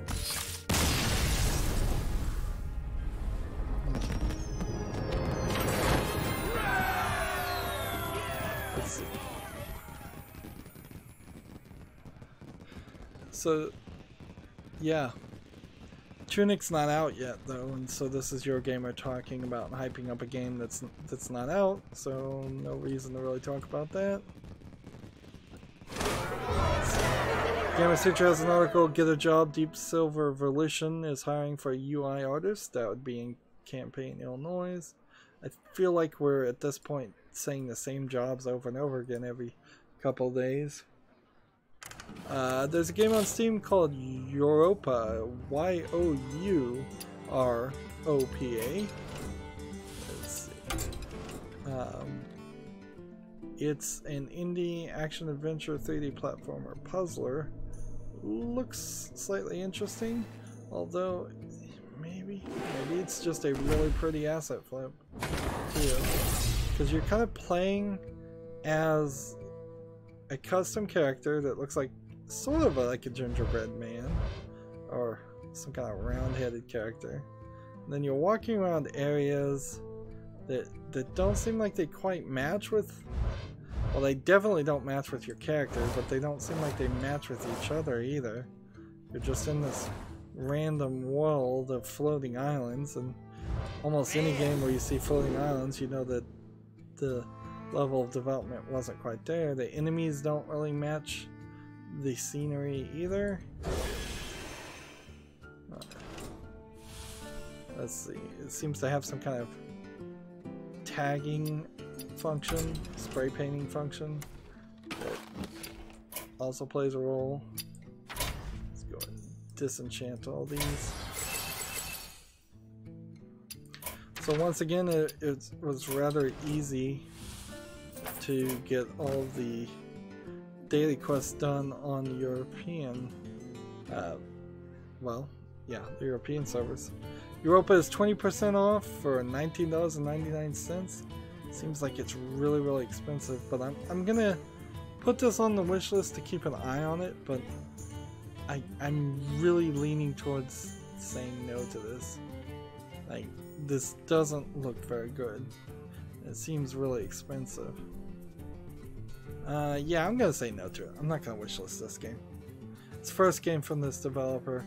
It may be pretty, but it just looks like a pretty asset flip, frankly.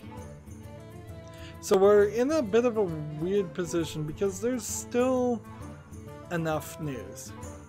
And there's still the Americas account. And I need to really learn to break up recordings. So it's been an hour, so let's break up this recording, and I guess we'll go into a third recording. As always, I ask you to like, share, subscribe, comment, and watch every second of my videos. If you want a friend or follow me on any social media sites, there's a whole bunch of links down below in the description box. And if you want to support me even further, I'm asking people to friend me on Steam and gift me a game. Thank you for watching. Have a good evening.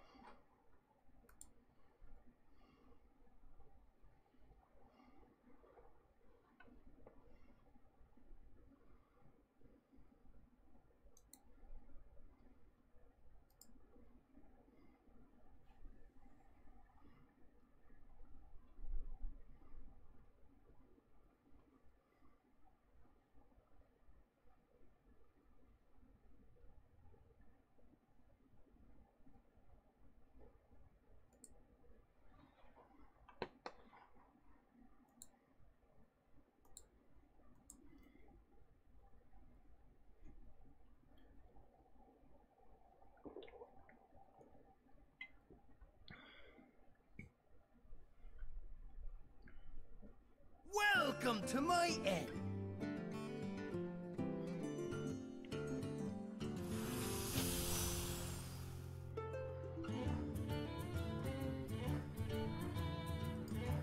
Hey everybody, this is Rydo and we are back with another recording of Hearthstone. Today is Wednesday, July 27th, and we managed to have enough news and enough gameplay to play, which is kind of surprising that we have enough gameplay to play, because these super easy daily quests are really easy to get done, but the Tavern Brawl came back out, and the Tavern Brawl is proving to be slightly frustrating. So let's hop into it quickly now.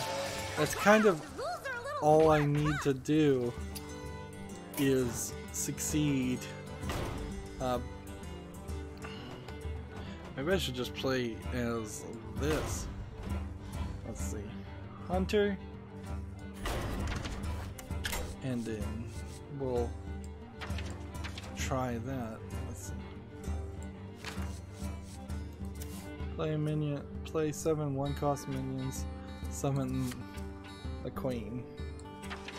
Not sure I want to do that, but that'd be interesting. Wow. I'm gonna have to remember, yeah, on my main account, it's not an easy task to even go through your full collection of regular things.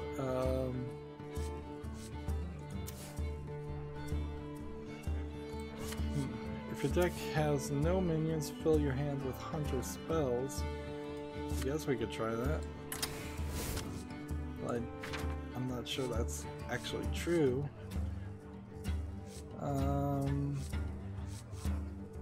Looking for spells that will do damage.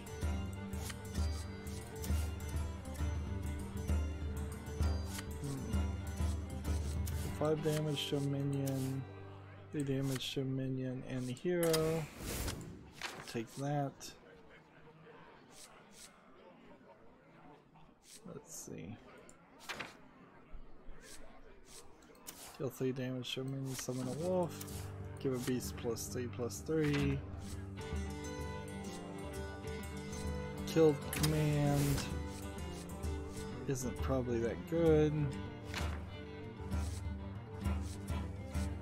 Secrets. Here. Maybe deadly shot, maybe not. Snipe. Looking for anything that would increase the amount of damage.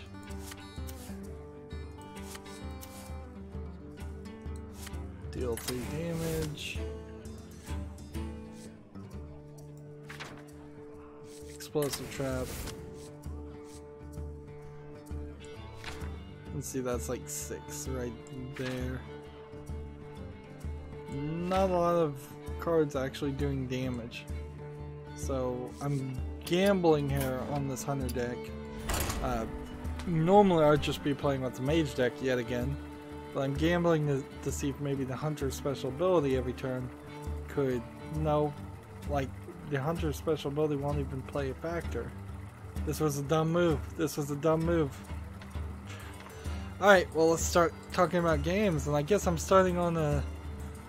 Well, like, is there a reason to even talk about this game? No, not really. You got a terrible asset flip game called Nazi on Steam. The graphics look awful.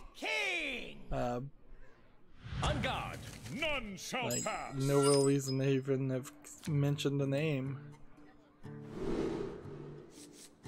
Just because it's a bad game. If it was a Wolfenstein game and it was good, oh, that would be something. We've got a Getting Over It with Benet Foddy clone, which in itself was a clone, called Shooting Over It to Be a Star. It's 15% off for $3.39. I don't think it's worth. I don't think it's worth that. I don't think it's worth anything. Start.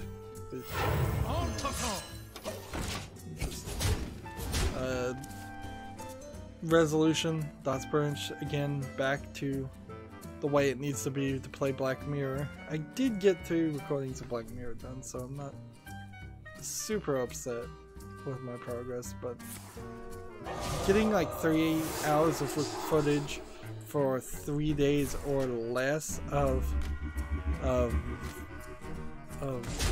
trying to work is an incredibly low amount of production. And I think I haven't said it out loud yet, but I think I'm getting to the point where I'm gonna probably at the end of the year just straight on say I can't probably do much pre-recorded footage at all. It may be that instead of having time slots where right now the early time slot is a kids game or a point-and-click adventure game. It used to be a kids game and a point-and-click adventure game, 2 different time slots that have been merged. And also there used to be a 7 o'clock time slot for a second AAA game. Honestly, it may just break down to 1, maybe 2 games getting aired on my channel every day. And we may just go in order, in random orders, because I'm just losing steam, frankly. Nothing else, because of the way YouTube has screwed up small-time YouTubers. It's hard to spend as much time and effort, particularly when you know you've got very little chance, practically no chance of making a career out of it. Yep. VidCon just happened and all that just happened, and there was nothing announced for VidCon or anything that said, oh, we're bringing back the small-time YouTubers, we want to support small-time YouTubers. It's like, no, it's like, we don't care about you at all, which they'd already said, so we already knew that. Moving on though, I want to get into a rant. Steam has a game called Machine with a Big Gun. It is a terrible looking, like, programming art school project looking game. And man, I'm just gonna have to stop. Like, maybe if I only look at publishers. No, because publishers and developers both can have these new ugly looking pages. And because of that, it just makes it more difficult to see what else they've developed and how it's been rated. But I assume not well. Let's see.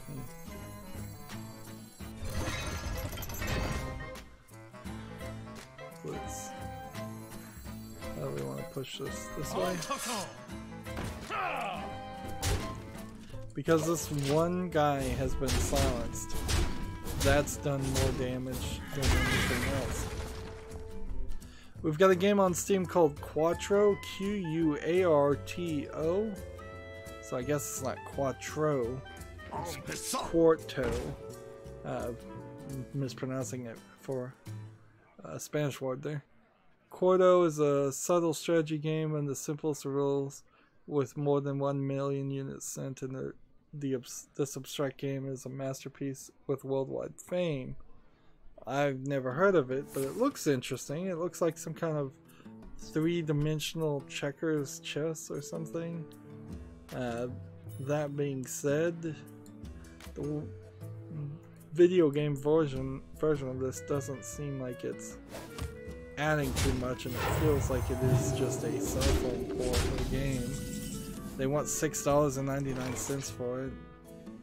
And I would like to understand and play the base game that is here, but I don't think this is the way to do that.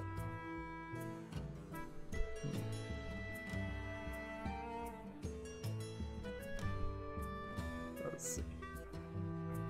3 damage to a minion and enemy hero. Hit that. Hit that. And then return.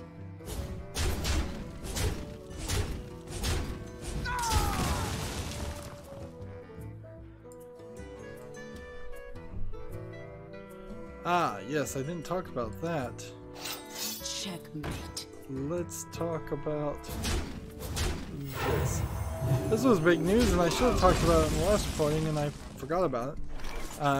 A prominent Final Fantasy XIV community leader has been accused of blackmail and sexual harassment by over a dozen women. For years, Old Bear Stormborn was seen as the community leader, but a dozen women allege he was a sexual harasser and emotional abuser. So this is Final Fantasy XIV, which is, I believe, the online one, and this is a community guy, so not, I don't think, an employee per se of Square Enix. So let's see.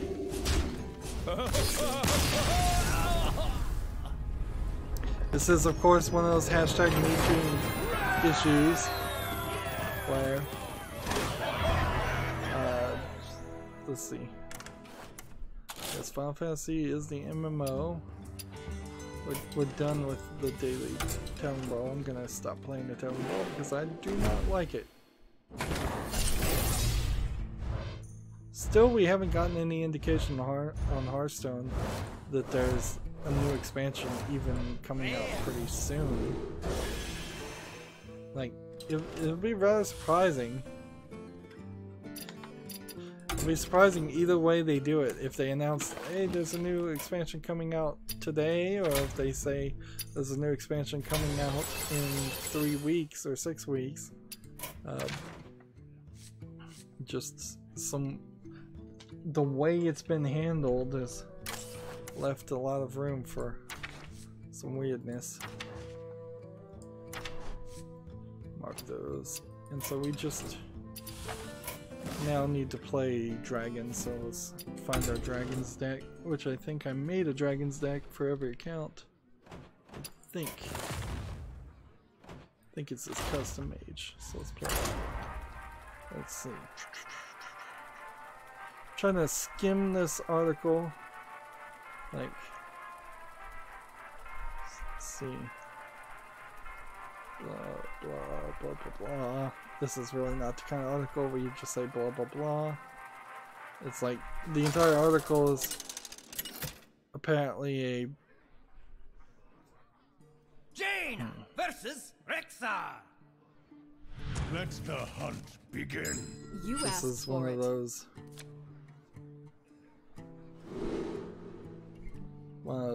articles that's just gonna try to lay everything bare, which is crazy because PC Gamer does not bother to write articles in depth on any other topic. So you can see definitely a bias when you have the entirety of every bit of information they could get in this. I'm just scrolling down and there's just so many more pictures, so many more words.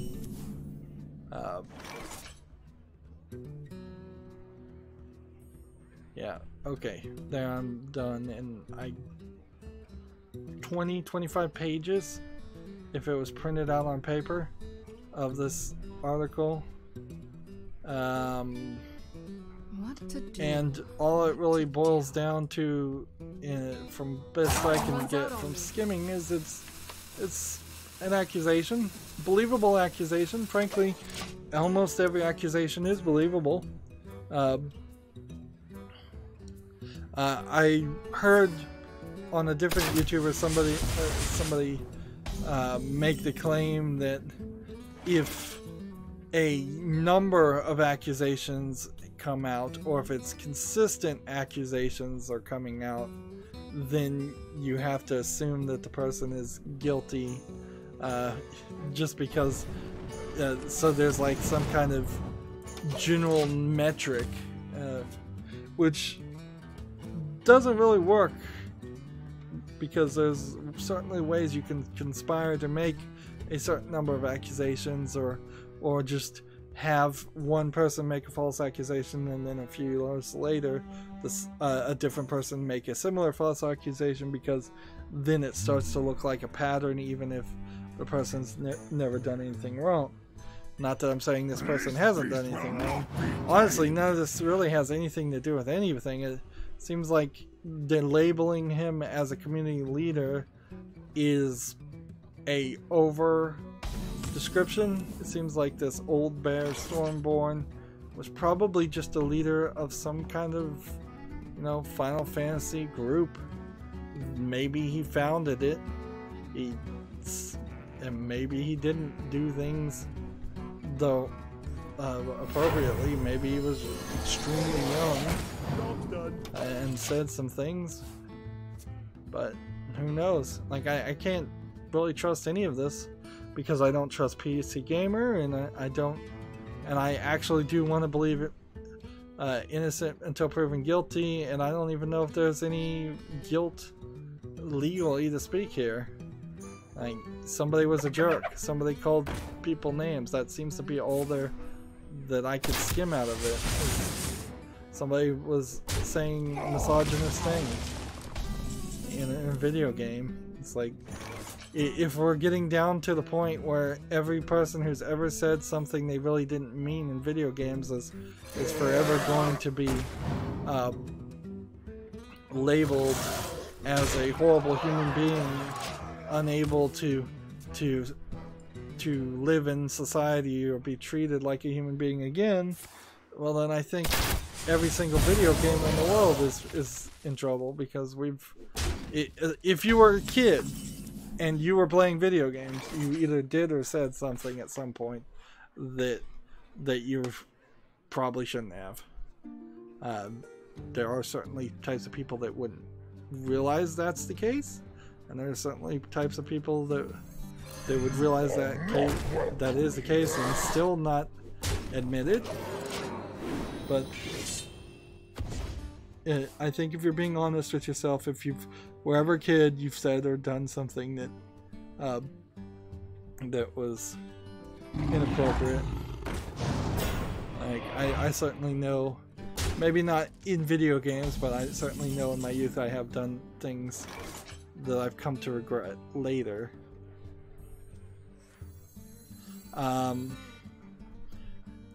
One of the issues that I was like on this other video that I don't want to just give it publication and reference it, but one of the issues was separating it. Someone was talking about separating the art from the artist, or in fact not separating the art from the artist, and it brings out like a really odd idea that somebody who has done something wrong, somebody who's been convicted of doing something wrong, you can't enjoy or have society enriched by the things they did right, which is crazy, because then you're tainting the art creation with some kind of ideological sin that's probably not in the art. Nelson Mandela was in prison at the time. Like,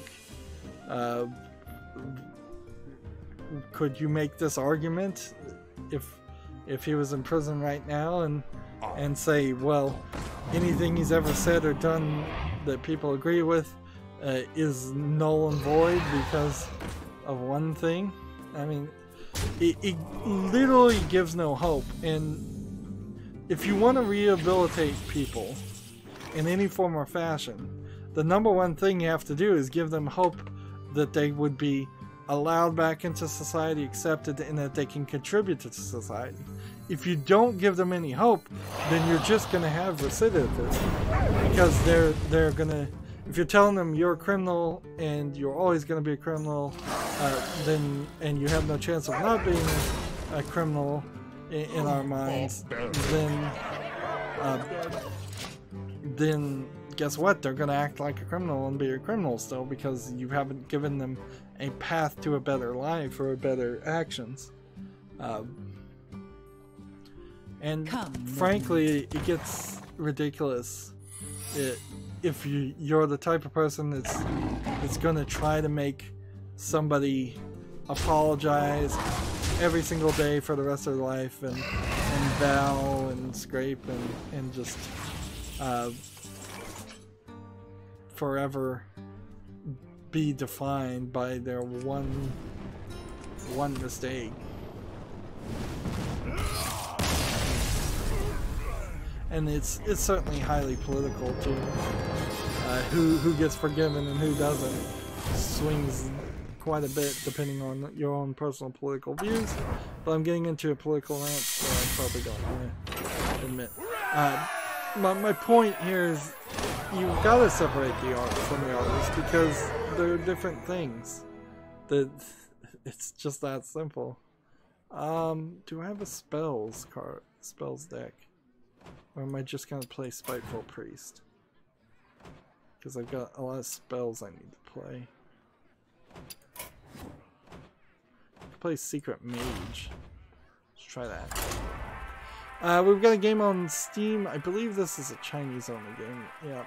So, RPG Maker, Chinese game, visual novel. So we don't need to talk about that.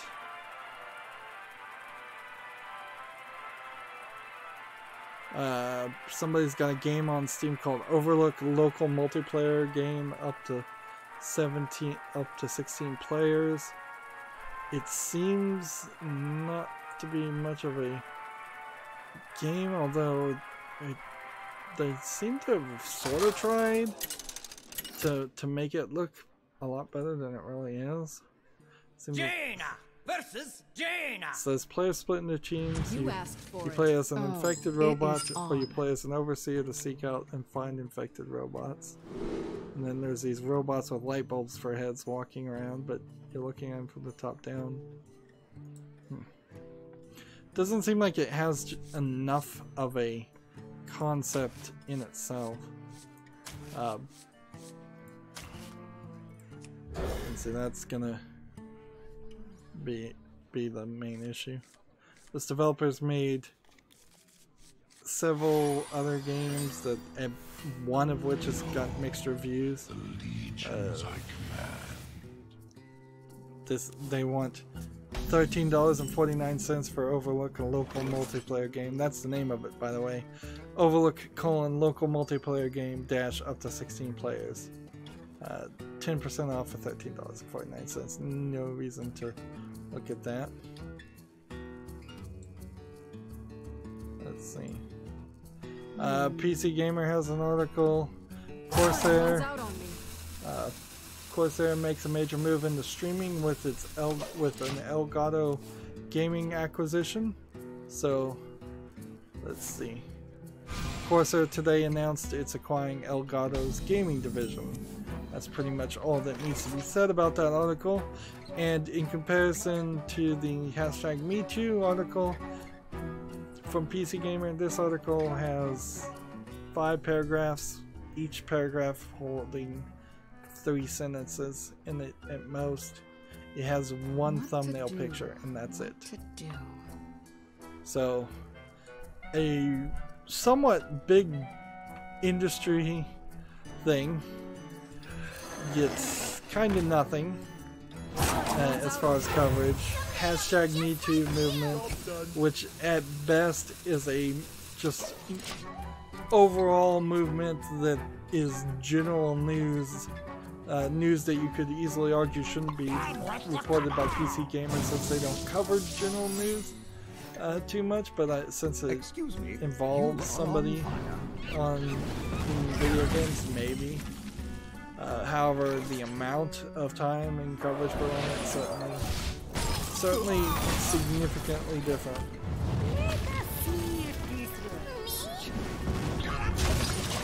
Moving on, we've got a game called Fin Summer VR, Fin Summer VR. So it seems like this would be. It says experience the Finnish midsummer in virtual reality, and then it seems to be kind of a joke or a meme game, and the graphics don't look that good.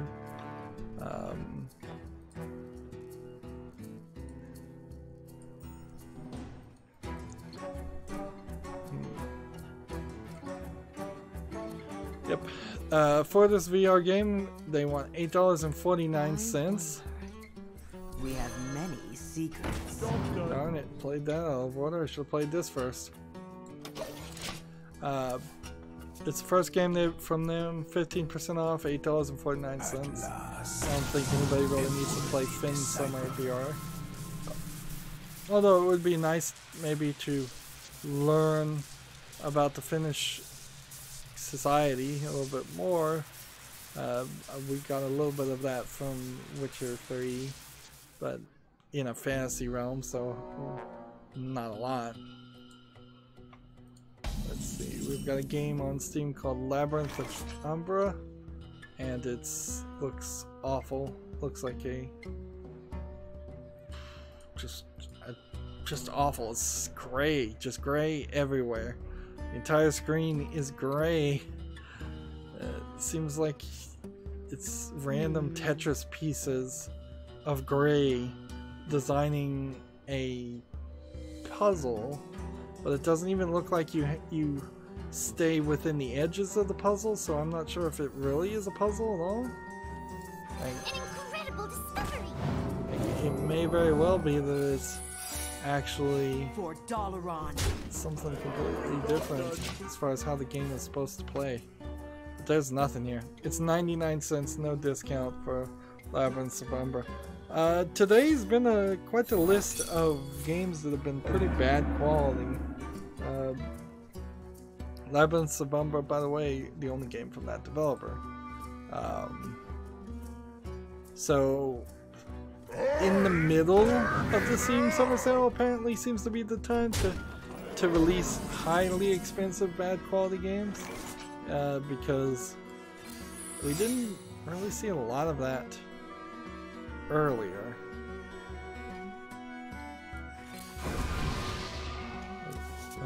When the summer sale started. I found it first. So maybe most of the people who put these horrible games on Steam didn't know the summer sale was coming, so it took them a week to go through the process. That certainly could have been the case. That might also be the case that why Valve never really announces the release date for games that are going to be on sale or summer sales. PC Gamer has an article, the Cyberpunk 2077 demo at E3 was earlier than alpha. Full release could be years away. So earlier than alpha is just not a thing. You cannot be earlier than alpha. You can be an alpha for a decade if you want to, or need to, but you can't be earlier. It goes alpha, then beta, then gold, and then full release, and then any versions past that are patches and version upgrades. Like, saying it's earlier than alpha argues the point that the Cyberpunk 2077 demo at E3 was not even Cyberpunk 2077 at that point. And what kind of advertisement is this to have to come out and say this? It's ridiculous. We've got to hype this game, and we've got to get people interested in this game, and we've got to show them something because they're already too hyped about the game, but we've got nothing really to show, so let's instead just show something that's not true or anywhere close to being what the final product is going to be. Just play this, and then this. I'm late. I'm late. And then this. And then in the turn. Like, that's just a ridiculous way to advertise the game. Why not talk about the story? Well, I guess maybe you don't want to spoil the story, so why not maybe just show characters in the game? But characters would be talking about the story too. Like, I wouldn't want it to turn into a creepy ogle fest of 3D characters, but and that's pretty much what the trailer was anyway. they really just got to get the release times closer to the trailer times. I'm late. It's just not smart to do this. We'll put out a teaser for a game. Elder Scrolls 6, same instance. Gonna be half a decade away. Like I'm gonna get to a point eventually in a few decades where games will be announced at E3, and if I'm still watching E3, I'm gonna have to question whether I seriously am gonna still be alive just from old age by the time these games come out. Moving on, Gamasutra has an article. Mojang partners with its players to help rebuild coral reefs. Mojang has partnered with its community of players and students to help real-world oceans through the Coral Crafters, an initiative that tasks Minecraft players to populate its in-game oceans with kelp, forest, shipwrecks, and marine life.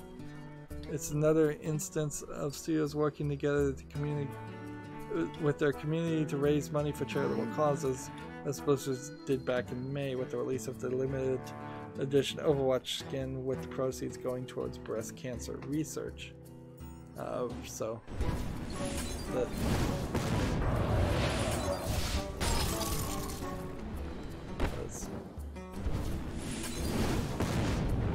there we go. I should have not done that turn. I should have done this.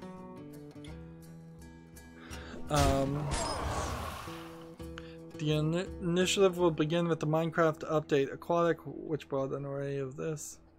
As part of this update, I dream and the world trembles. I dream and the world trembles. Like, the quote here is, we managed to do it. We donate $100,000 to the Nature Conservancy, yeah, to help them with their amazing work helping the oceans. Or players were able to hit the goal of 10 million coral blocks within a matter of days, leading Mojang to donate $100,000 to the conservatory, the Nature Conservatory, a non-profit working to save and rebuild coral reefs around the world. I don't even know how you rebuild the coral reefs. You just heavily encourage them to grow and stop discouraging them to not grow with pollution or other bad actions.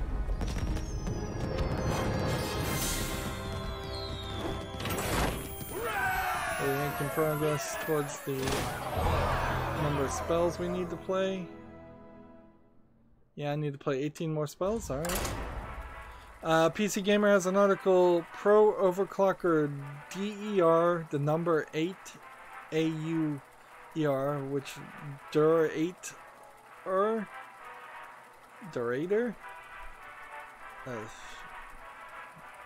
I thought it was dinosaur, but I guess it isn't that. On why the race to add CPU cores doesn't make any sense and why you should still overclock. You asked for also, it. why we need more CPU demanding games as favorite CPU coolers and more. So this is an interview with a pro overclocker.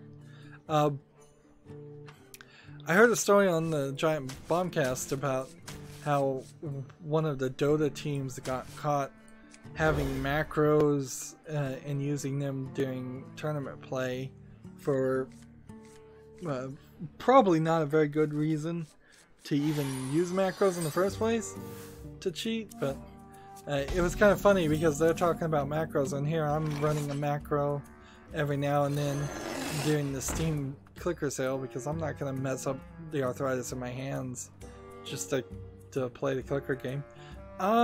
Maybe I'll make it to level 10 as far as the Steam clicker game. I really don't care. Getting back to this PC article though, I don't really need to read the article to tell you the issue, but here's a quote from the Raider. We need higher speeds, more efficiency, we don't need more cores. The thing about cores is 8 is probably more than you're ever gonna need, like, in all honesty, because 99.9% of all games are programmed to run on a single core, and if that single core and that single thread in the core is only hitting 1.2 gigahertz. Maybe you've got some kind of boost functions in your CPU that brings it up to a 2.4 gigahertz in a single thread, which probably not. That's not fast enough. As far as more efficiency, there's only so far I think you can go making a CPU be efficient, and it really is, you're making your CPU more efficient to counteract inefficient code, which is certainly a major issue in programming in general. But yes, if I have a 2.4 gigahertz, or closer probably now to 3 gigahertz CPU, it would be much better to have 3 gigahertz on 4 cores than it would be to have 6 gigahertz on 8 cores, but actually each individual core and each individual is slower. That's not the right math. So I didn't say that sentence right at all. What I just said would have made sense had I said it was a 3 gigahertz on 4 cores versus 3 gigahertz on 8 cores. You're better off 3 gigahertz on 4 cores, because each thread, usually there's 2 threads per core, Job's done. It's going to be faster. Video games in particular, their code typically has to all happen in order too, and so programming things to happen out of order is just not something that is needed. Whereas other programs could potentially set something like the background rendering of a different area in a game at a very low priority. Because it's a video game, though, you can't set background rendering at a particularly low priority, because the player might decide to turn around and he expects to actually see the background when he turns around. There are some other things certainly that need to be improved on CPUs, like the interfaces, the number of PCI Express pipes, and he's mentioning this too. Let's see, faster memory speed. Memory speed has been not increasing as fast.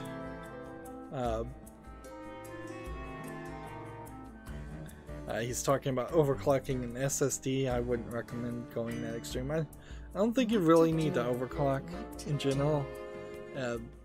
If you're getting into that, you're playing a game on top of playing games, and you're risking your expensive computer doing that. Where if you buy a good computer that can run its stock things, and it can run all the games you want at the video settings you want, you're better off having it run at the stock speeds, so it will last longer and not burn out. One of the things overclockers often don't take into account is the fact that most people want their PCs to last for a much longer time than somebody who is constantly upgrading and constantly overclocking and constantly just going on to the next big thing. Moving on though, PC Gamer has an article, what did you buy in the Steam summer sale? We're stocking up on games and we actually believe we're going to get around to playing them. Which that's the joke here. Let's see. So, one person named Samuel Roberts said he bought robots and solar panels. Jody McGregor said she bought Cyber Pizza. These are not the names of the games. These are descriptions of the types of games that they bought. So this isn't even really an article that you can skim.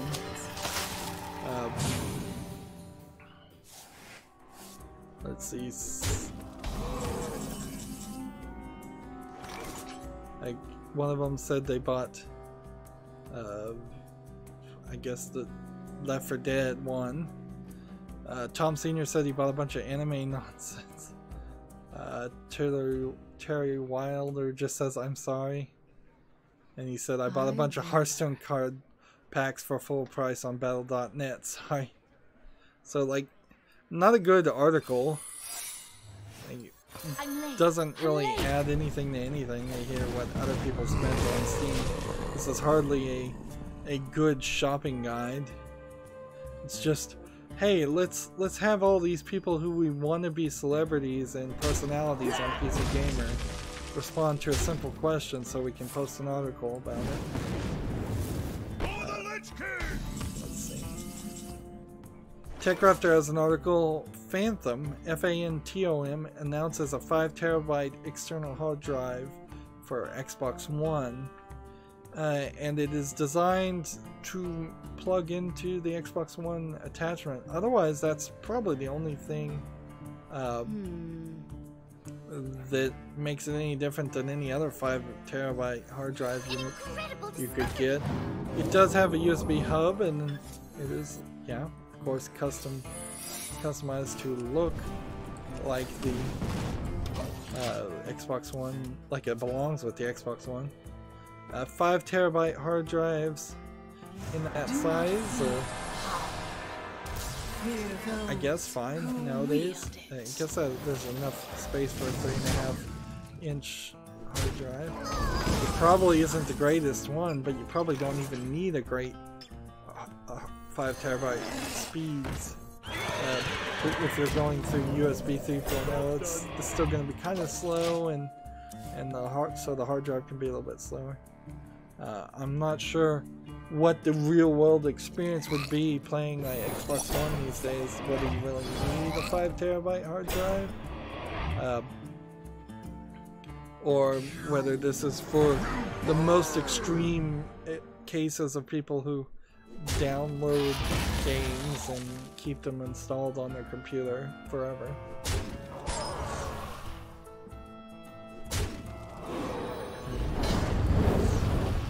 The connector looks like it's a proprietary connector on the Xbox One for the external hard drives. And if it is, then I could certainly see there being some issues of trying to just plug in a USB hard drive and it not working, and there would definitely be issues of trying to plug in the special Phantom 5 terabyte Xbox One hard drive into a computer. I think you're better off being able to use an external hard drive on multiple devices over the life of it, at least, maybe not at the same time. PC Gamer has an article. Fortnite may have surpassed $300 million in revenue in a single month. A recent report indicates the growth is slowing, but it seems still a monster. I wouldn't be surprised if Fortnite is slowing down too. So still trying to play spells. So play this. I'm late. I'm late. And this. That was a waste. I should have just done that. PC Gamer has an article. South Korean court sends Overwatch hack creator to jail. The $180,000 he made selling the hack led to harsher than usual punishments.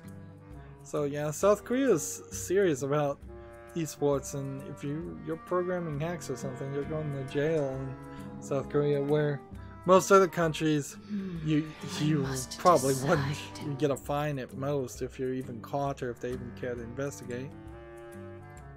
Let's see. We've got a game on Steam called Squirgle, Squirgle. The name is awful, and the game does seem to be kind of like a one-screen game that seems to play in part with color also. So I kind of want to wishlist this game just because it looks like it's a different type of puzzle, even though it's a one-screen Unity game. Let's see what the price is. 15% off for $2.54. That's way too expensive, and it has a special edition for $4.42. What to do? But I may keep an eye on it and see if it gets cheaper. This is the first game from this developer, and they're selling a soundtrack in a special edition already, which seems rather extreme. But yeah, I'll keep an eye on it. And then we've got a game on Steam called Big Pogo Man, which is an asset flip where you're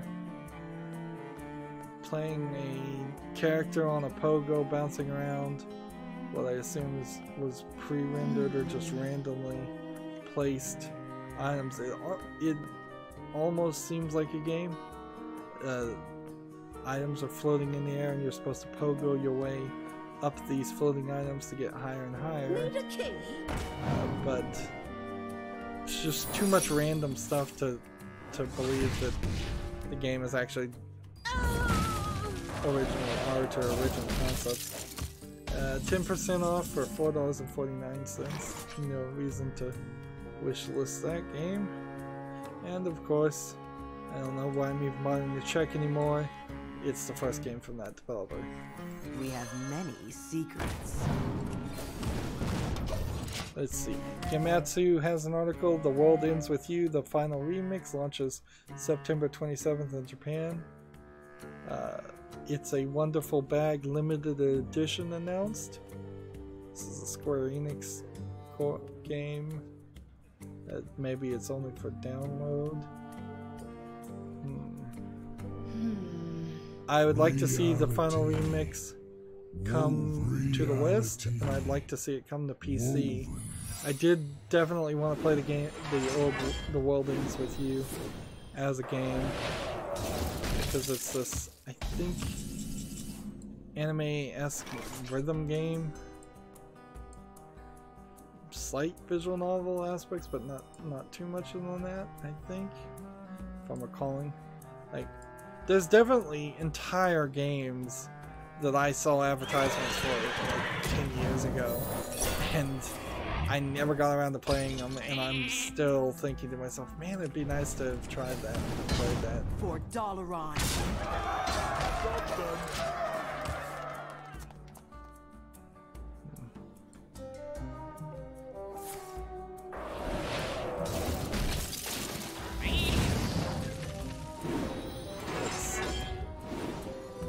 Next game we have on Steam is called Soul at Stake. It's a early access gore action indie violent game.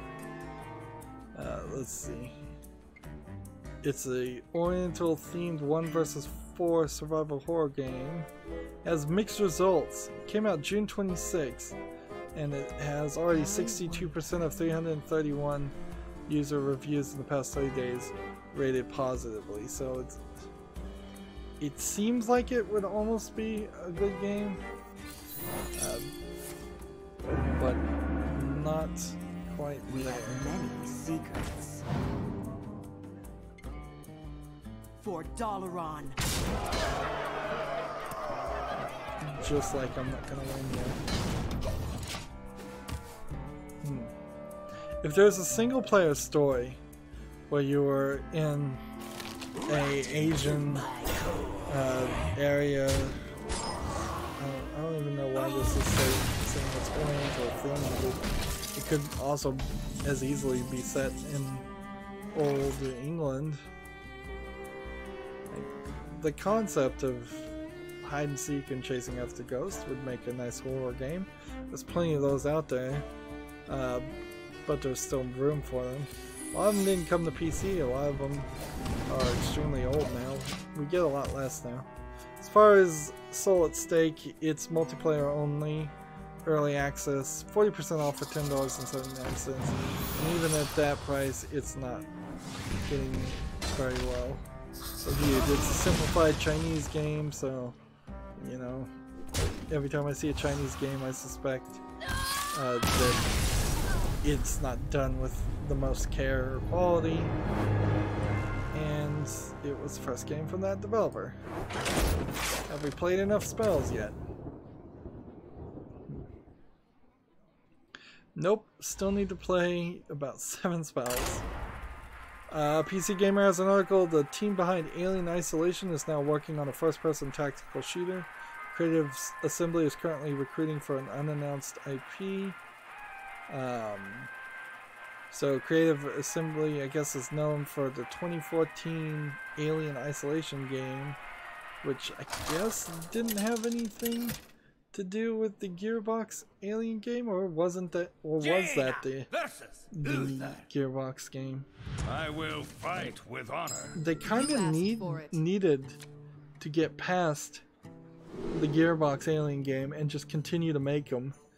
Give it to a different company and just say, we want this license to happen. We want a Alien game out so we can keep it in the zeitgeist of people's minds, even if we're not making Alien movies. And I haven't heard of any talk of an Alien movie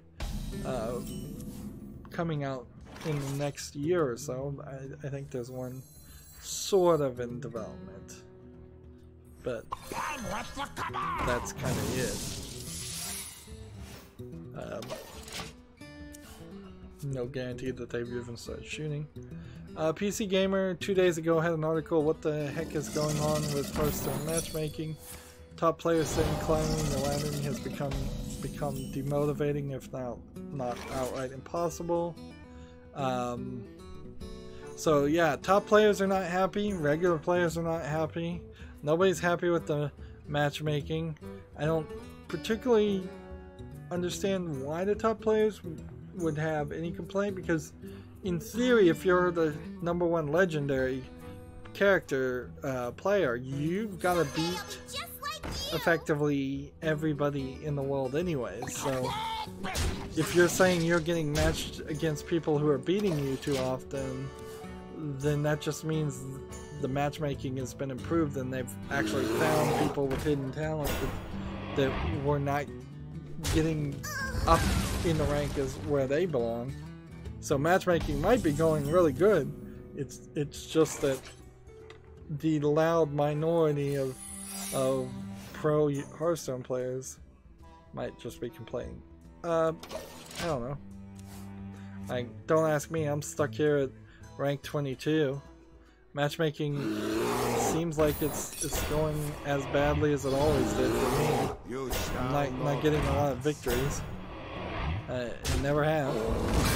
So moving on, Gamasutra has an article. Ubisoft CEO, our goal is to provoke thought, not to make political statements. In a side note, a lot of the members of Nintendo of America went to the Seattle Pride event and they were wearing shirts with Nintendo logos on them that were gay pride. I don't think this was a 100% officially endorsed by Nintendo of Japan or Nintendo of America thing, but they seemed like nobody was gonna complain about it, which fair enough. Like, Nintendo of America themselves was not at the Pride thing. The only real complaint there that I heard was, and the only reason I even got mentioned, because it certainly wasn't mentioned by the mainstream video game media, who are all very progressive and pro gay rights and such, is Reggie Fils-Aimé at one point, probably just responding directly to whatever question was being asked at the time or whatever issue was being raised at the time, said that Nintendo did not want to make political statements, that they felt political statements are for others to make. And arguably, if you directly translate that, yes, the employees are making a political statement. They're just using the Nintendo logo, which they shouldn't have done. Like, in general, you shouldn't do it. Like, if you're at a gay pride thing, you should be celebrating the gay things, not where you work. Corporations are not people, regardless of what they say, and they don't have souls and they don't care. $4 about any political leanings. Get back to this Gamma Sutra article. The quote is, "We don't want to say, do that, think this way. Our goal is to make sure after playing you're more aware." I don't know why people are asking all these questions. If I was the Ubisoft CEO, I would shut down all these questions and been like, you'll see, I think you'll be happy with the story in the game. Just say something like that. Like stop getting pigeonholed and forced into try talking to people who will not be happy until you denounce all right-wing ideology and conservative ideology. Like, stop letting the media dictate the conversation there. This is bad journalism for the people who are asking these questions. It's bad responses for Ubisoft. Ubisoft just wants to be a company that makes money. That's all they want to do. They just don't want to get acquired by some company like Vivendi. And see, I have this What's on Steam page open, and I'm not even sure I need that because I think I may have fixed my the number of people I'm following on Twitter. If the number of people I follow on Twitter is too high, I imagine a lot of people are following way too many people on Twitter. So I'm at the Humble Bundle store, so we're pretty much out of news. I'll maybe scroll down through my Twitter feed. Humble Bundle has DC Comics and graphic audio, which is weird, certainly. Like, maybe good for people who are deaf or people who don't want to read comic books, but if you don't want to read comic books, then you probably don't care about comics at all. Let's see, I'm on my Twitch page, and apparently Neverwinter has something as a Twitch reward, and my Twitch page is still here, still working fine. And then this, I don't even know, this is still working. And the calendar, I think I'm gonna abandon the calendar idea. Like, yeah, I don't think that's ever gonna happen. Quickly! Should have hit this guy. And I'm on the Hearthstone page for the Taverns of Time expansion. It ends July 3rd, so we've got only, let's see, wow, we've got 6 more days. I'm surprised about that. 6 more days of this expansion and this stuff. Gunfire Games is still liking my Darksiders videos, every single one. That's nice. I also got one of, I imagine, billion Twitter people called Gamer Girls. Maybe not a real account, almost certainly not following and liking my videos, but I can't complain if somebody's liking and following my videos. And so we're done again. So how much time do we have? According to this, we have like 25 minutes. So let's play one more game at least and get close to an hour. Like, this is the very first instance, I think, ever on Hearthstone where I've finished halfway through a recording, because I would have been, I guess, 35 minutes over had I just kept on playing and covering the news in the previous recording, but because I didn't, and probably made the right choice, I'm certainly made the right choice. Now I'm 25 minutes short, so one game should get us closer to it. Like PC Gamer 2 minutes ago put out an article, Ubisoft wants to be political and neutral at the same time. I don't think they want to be political, they just want to tell a story that happens in the United States. That's hardly wanting to be political. Unless there's just something that's being said that I'm not hearing. It seems like it's just PC Gamer and other mainstream journalists pushing Ubisoft around with these articles for no reason. Just bullying tactics. Hearthstone, we've been keeping an eye on the feedback regarding Legend matchmaking, and we are sharing some information about that and plans going forward very soon. So they are going to make some change to Legend matchmaking, and I'm sure half the people will be happy about that, and half the people won't. Time goes short. At best. PC Gamer has one. Former Bungie composer Marty O'Donnell could be coming back to Halo. I wouldn't be surprised. Like, having a composer come back and do your next game or series is pretty easy. Just hire him again. Maybe they didn't have him in the previous Halo game. I wouldn't be surprised. That previous Halo game was pretty weird and just off the mark as far as staying within canon and story, from what I hear. You are the Shadow's puppet.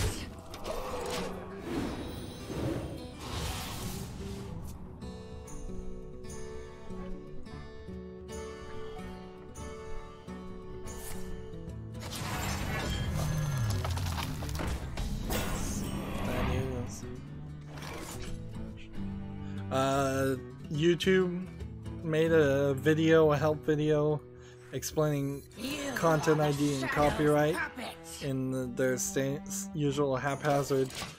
Copyright and content ID is a good thing. Here's how you can navigate it, and it's like, no, this whole system's a mess. The fact that you're making a help video on a broken system tells me that you're overly committed to the broken system. Oh. I'm scrolling down my Twitter feed. I imagine I won't even see. H1Z1 has a new 8x8 kilometer map called Outbreak. Hearthstone number 937 aired on my channel an hour ago. I do believe one of the videos today aired like a minute after I started streaming. Fortnite's temporary creative mode is coming soon. Interesting. So I wonder if that means for a timer counts down and everybody has to build, or everybody builds and then a timer counts down and then you can start shooting, or is it a standalone construction mode with no shooting? Fortnite would probably benefit from having a permanent creative mode. Some players would just want that. Let's see. PC Gamer says, do you use a VPN? If so, what do you use? And are you happy with it? Question mark. Interesting. I have two PC Gamers. I have PC Gamer feed and I have PC Gamer in general, back to back. So one of these I think I can probably mute. Like, they damage all other minions. Let's do this first. This. And then do this. Job's done. PC Gamer says Conan Exile's first DLC is bringing Kihitai to the exiled lands. I don't know if that's a species or a character.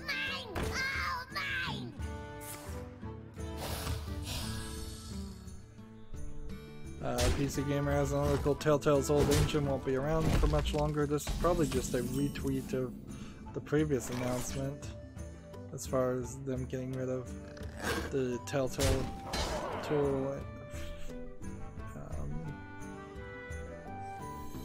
Let me change your mind. Job's done. In favor of the Unity engine. Fluffy. Snuggles. PC Gamer has an article. Casey Hudson says BioWare would like to get more experimental in the future. Seems like what they may have started doing is there's been about a week, maybe a week and a half now between the time the E3 ended, and because of that they may have gotten back to a point where they can interview people and get new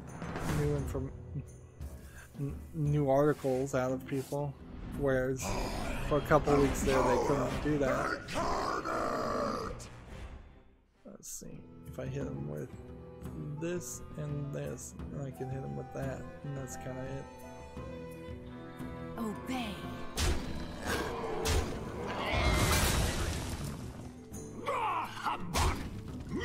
Job done.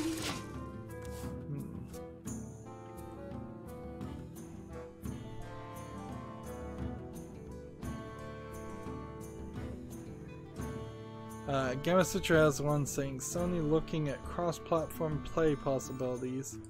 I think Sony looking at that is a overstatement. They're pretending like they're looking at it. I don't see any reason why they would cave in at this point. Darksiders 2 Definitive Edition episode 28 aired 3 hours ago on my channel. Let's see. No.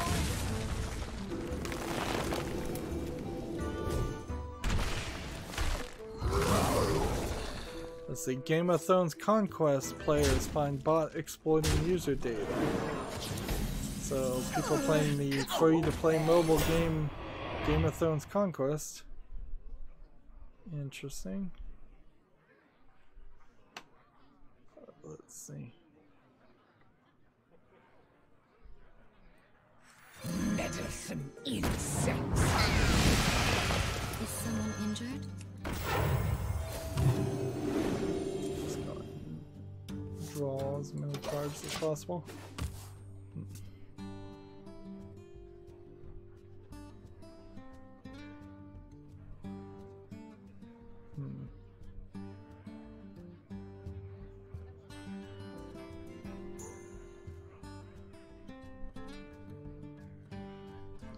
Scrolling down. Join the guild. The Tomorrow Corporation is looking for Korean translators who would, I guess, translate Human Resources Machine or some other game. The Tomorrow Corporation, they're working on a new game that's very similar to Human Resources Machine. PC Gamer has the best webcam, I suppose, if you're in the machine. Looking for a webcam. That's an interesting, certainly, thought about what is the experience for a regular gamer. Are you pulling out a webcam and talking to your friends and looking at your friends? Are you just rocking a headset, or are you doing nothing? Like, a significant number of people, I imagine, are doing literally nothing and not communicating at all. But for the people that are communicating, I doubt very many of them, particularly if they're playing on PS4 or Xbox One, I don't think you can really pull out a webcam and do that without running that through a phone or something. Do people while gaming pull out their cell phone and video chat? I don't know. 4 hours ago, Assassin's Creed Revelations number 26 aired on my channel. I believe that was the one that aired like a minute after I started streaming. Still not getting notifications for streaming. I heard yet another famous YouTuber, big YouTuber, saying that the more you post, the more it hurts your channel, and you should wait every couple days and only have one video per day at most. That's just not gonna work. I mean, it might work if I just stopped making footage, but there is a downside of me being lazy and not making footage, and the downside is I'll get bored and maybe stop playing games altogether and start doing something completely different. So I want to stay in the game and actually make footage, and so at least 2 videos a day have to come out, 1 live stream, 1 video. Otherwise I at that, anything less than that, my channel's not making any content on a really. Rotten to my core.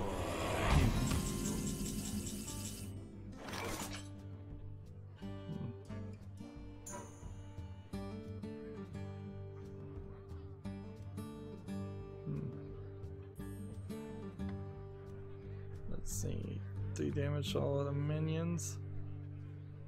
Have a friend of minions healed. Meddlesome insects.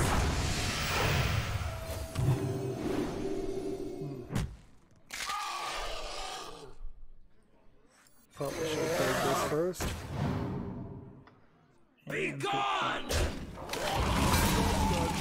The International Game Developers Association, or the IGDA, posted, "Do you make games for kids? If so, please consider participating in this call for evidence. It's critical that hashtag game devs be part of the conversation about children and privacy protections." So this is, I believe, a UK organization trying to find out if they want to pass more restrictive laws to protect children's privacy in video games. Maybe they need to do that, maybe they don't. Hard to tell. I think probably UK's goes too far in all its restrictions and laws in the first place, so maybe you can convince them from going crazy with it.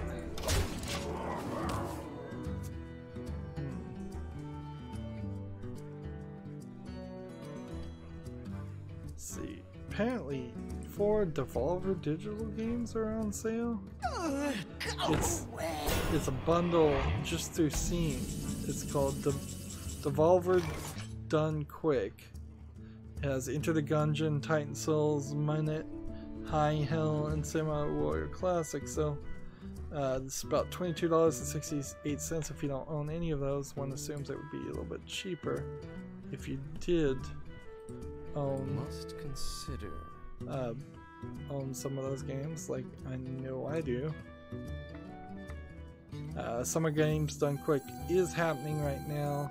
I didn't really talk about it because there's not a ton of stuff to really say. It's just,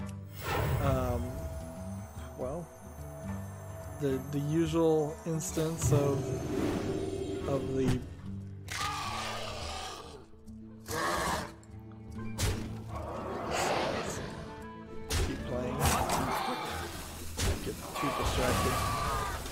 it's kind of the same games as last year and the year before.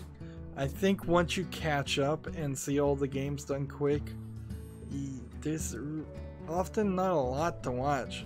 Watching them speedrun one of the Metroid Prime games for the 5th time doesn't really change a lot. They still every now and then will do a random indie game I've never heard of, but even that is becoming less and less likely as my knowledge base of at least having heard of a game is increasing quite a bit. I'm not sure about the Steam Clicker game. Like, part of the Steam Clicker game, you get these outfits and you dress up your characters. I'm not sure how that is going to play out when the game is over. They said you were going to get to keep the alien character you're playing as, but I don't have a clue in what form or fashion that takes. 444.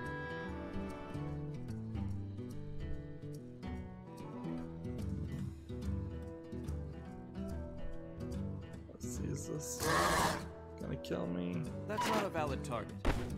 If I kill this one.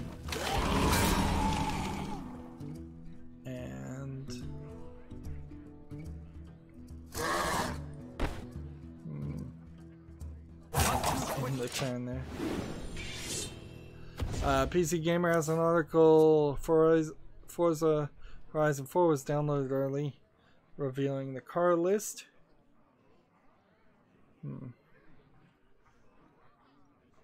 Gamer Sutra has a blog, The Art of Difficult Card Game Design, Part 1.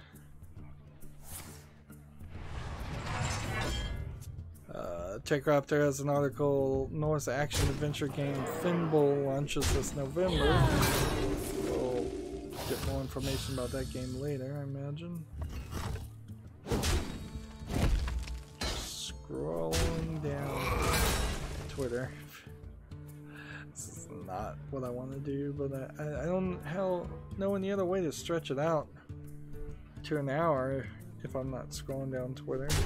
I think I've hit the point where I don't even see news. So, scrolling down Twitter at this point is probably pointless.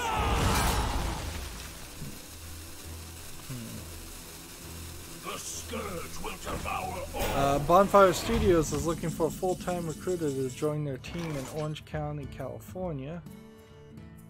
I could imagine being a recruiter and then moving into the video game industry and never really expecting that to have happened. Out of my jungle!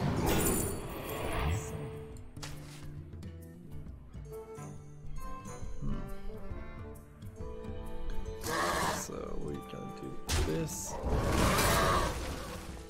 Die, mage. This. In return. I'm running out of cards. PC Gamer has an article, Fortnite players destroys tilted towers in one shot. Nothing of value is lost.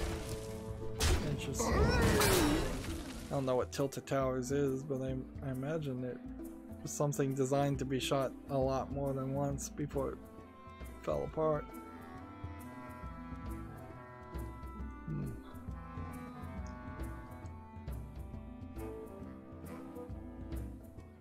Now how about...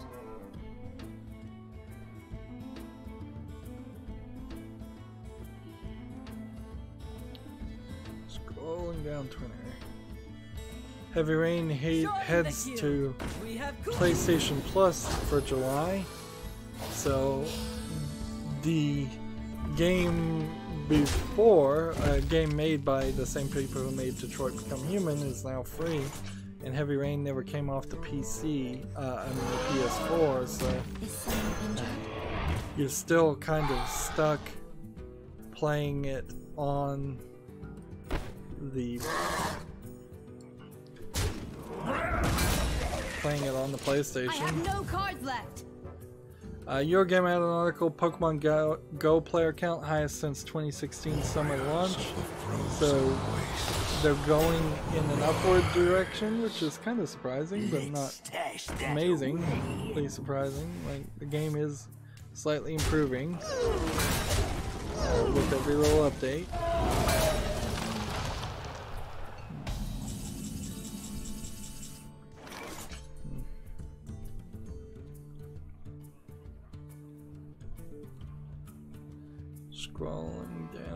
Scrolling down.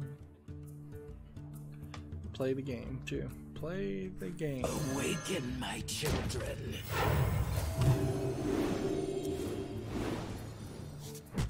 There's a mind control this guy. And I've got it. I have no cards left. It's about to lose. Unless he can win in this turn.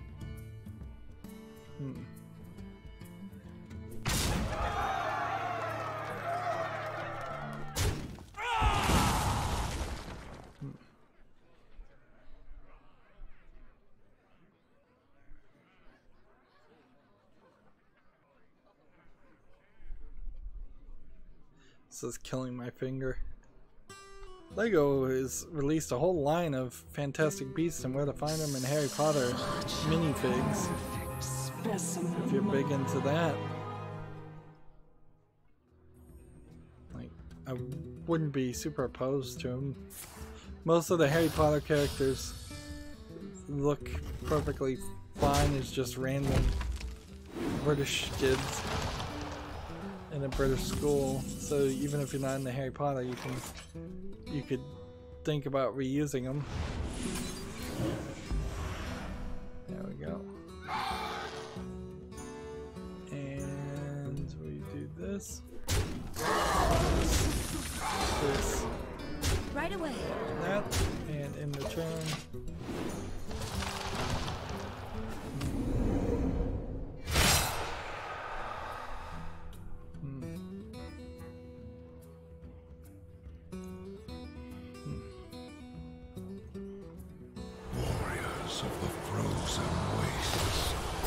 So I've hit the bottom of my Twitter feed. Team YouTube just said 7 minutes ago, if you're noticing audio and video syncing issues, know that we are currently working to fix all impacted videos. Notice uploads between June 21st and 26th may have this issue, and only when viewing at lower resolutions. So thanks YouTube, you can't fix that. That's 5 days in which videos were going up, and you're not trying to fix it at all, are you?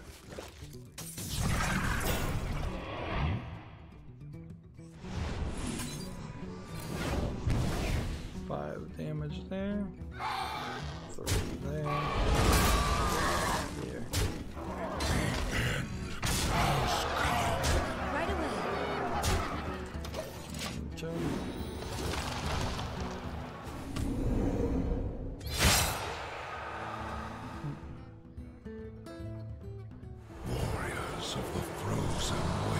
Seriously, how many of these does he have? I can't win them all. How many of these did he have? Okay. So 23 minutes. What in the world? Apparently the alarm went off 23 minutes ago. I don't know. I feel like I've gone an hour. I think we're good. I've been up and down my Twitter feed. Maybe I can get around to doing some Black Mirror later tonight.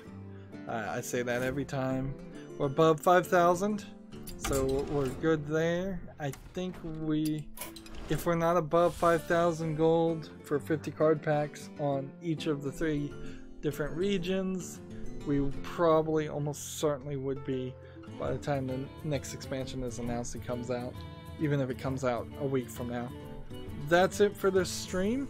As always, I ask you to like, share, subscribe, comment, and watch every second of my videos. When you subscribe, click the notification bell, if you will. If you want a friend to follow me on any social media sites like Twitter, Tumblr, Google+, Steam, or Battle.net, all those links are down below in the description. I'm asking everybody to friend me on Steam and gift me a game or a gift card as a way of supporting this channel. That's the only monetization I have right now, so if you see any video ads on any of my videos, know that those are copyright claims and you can skip them and ad block them to your heart's content. That's it for the stream. Thank you for watching. Have a good evening.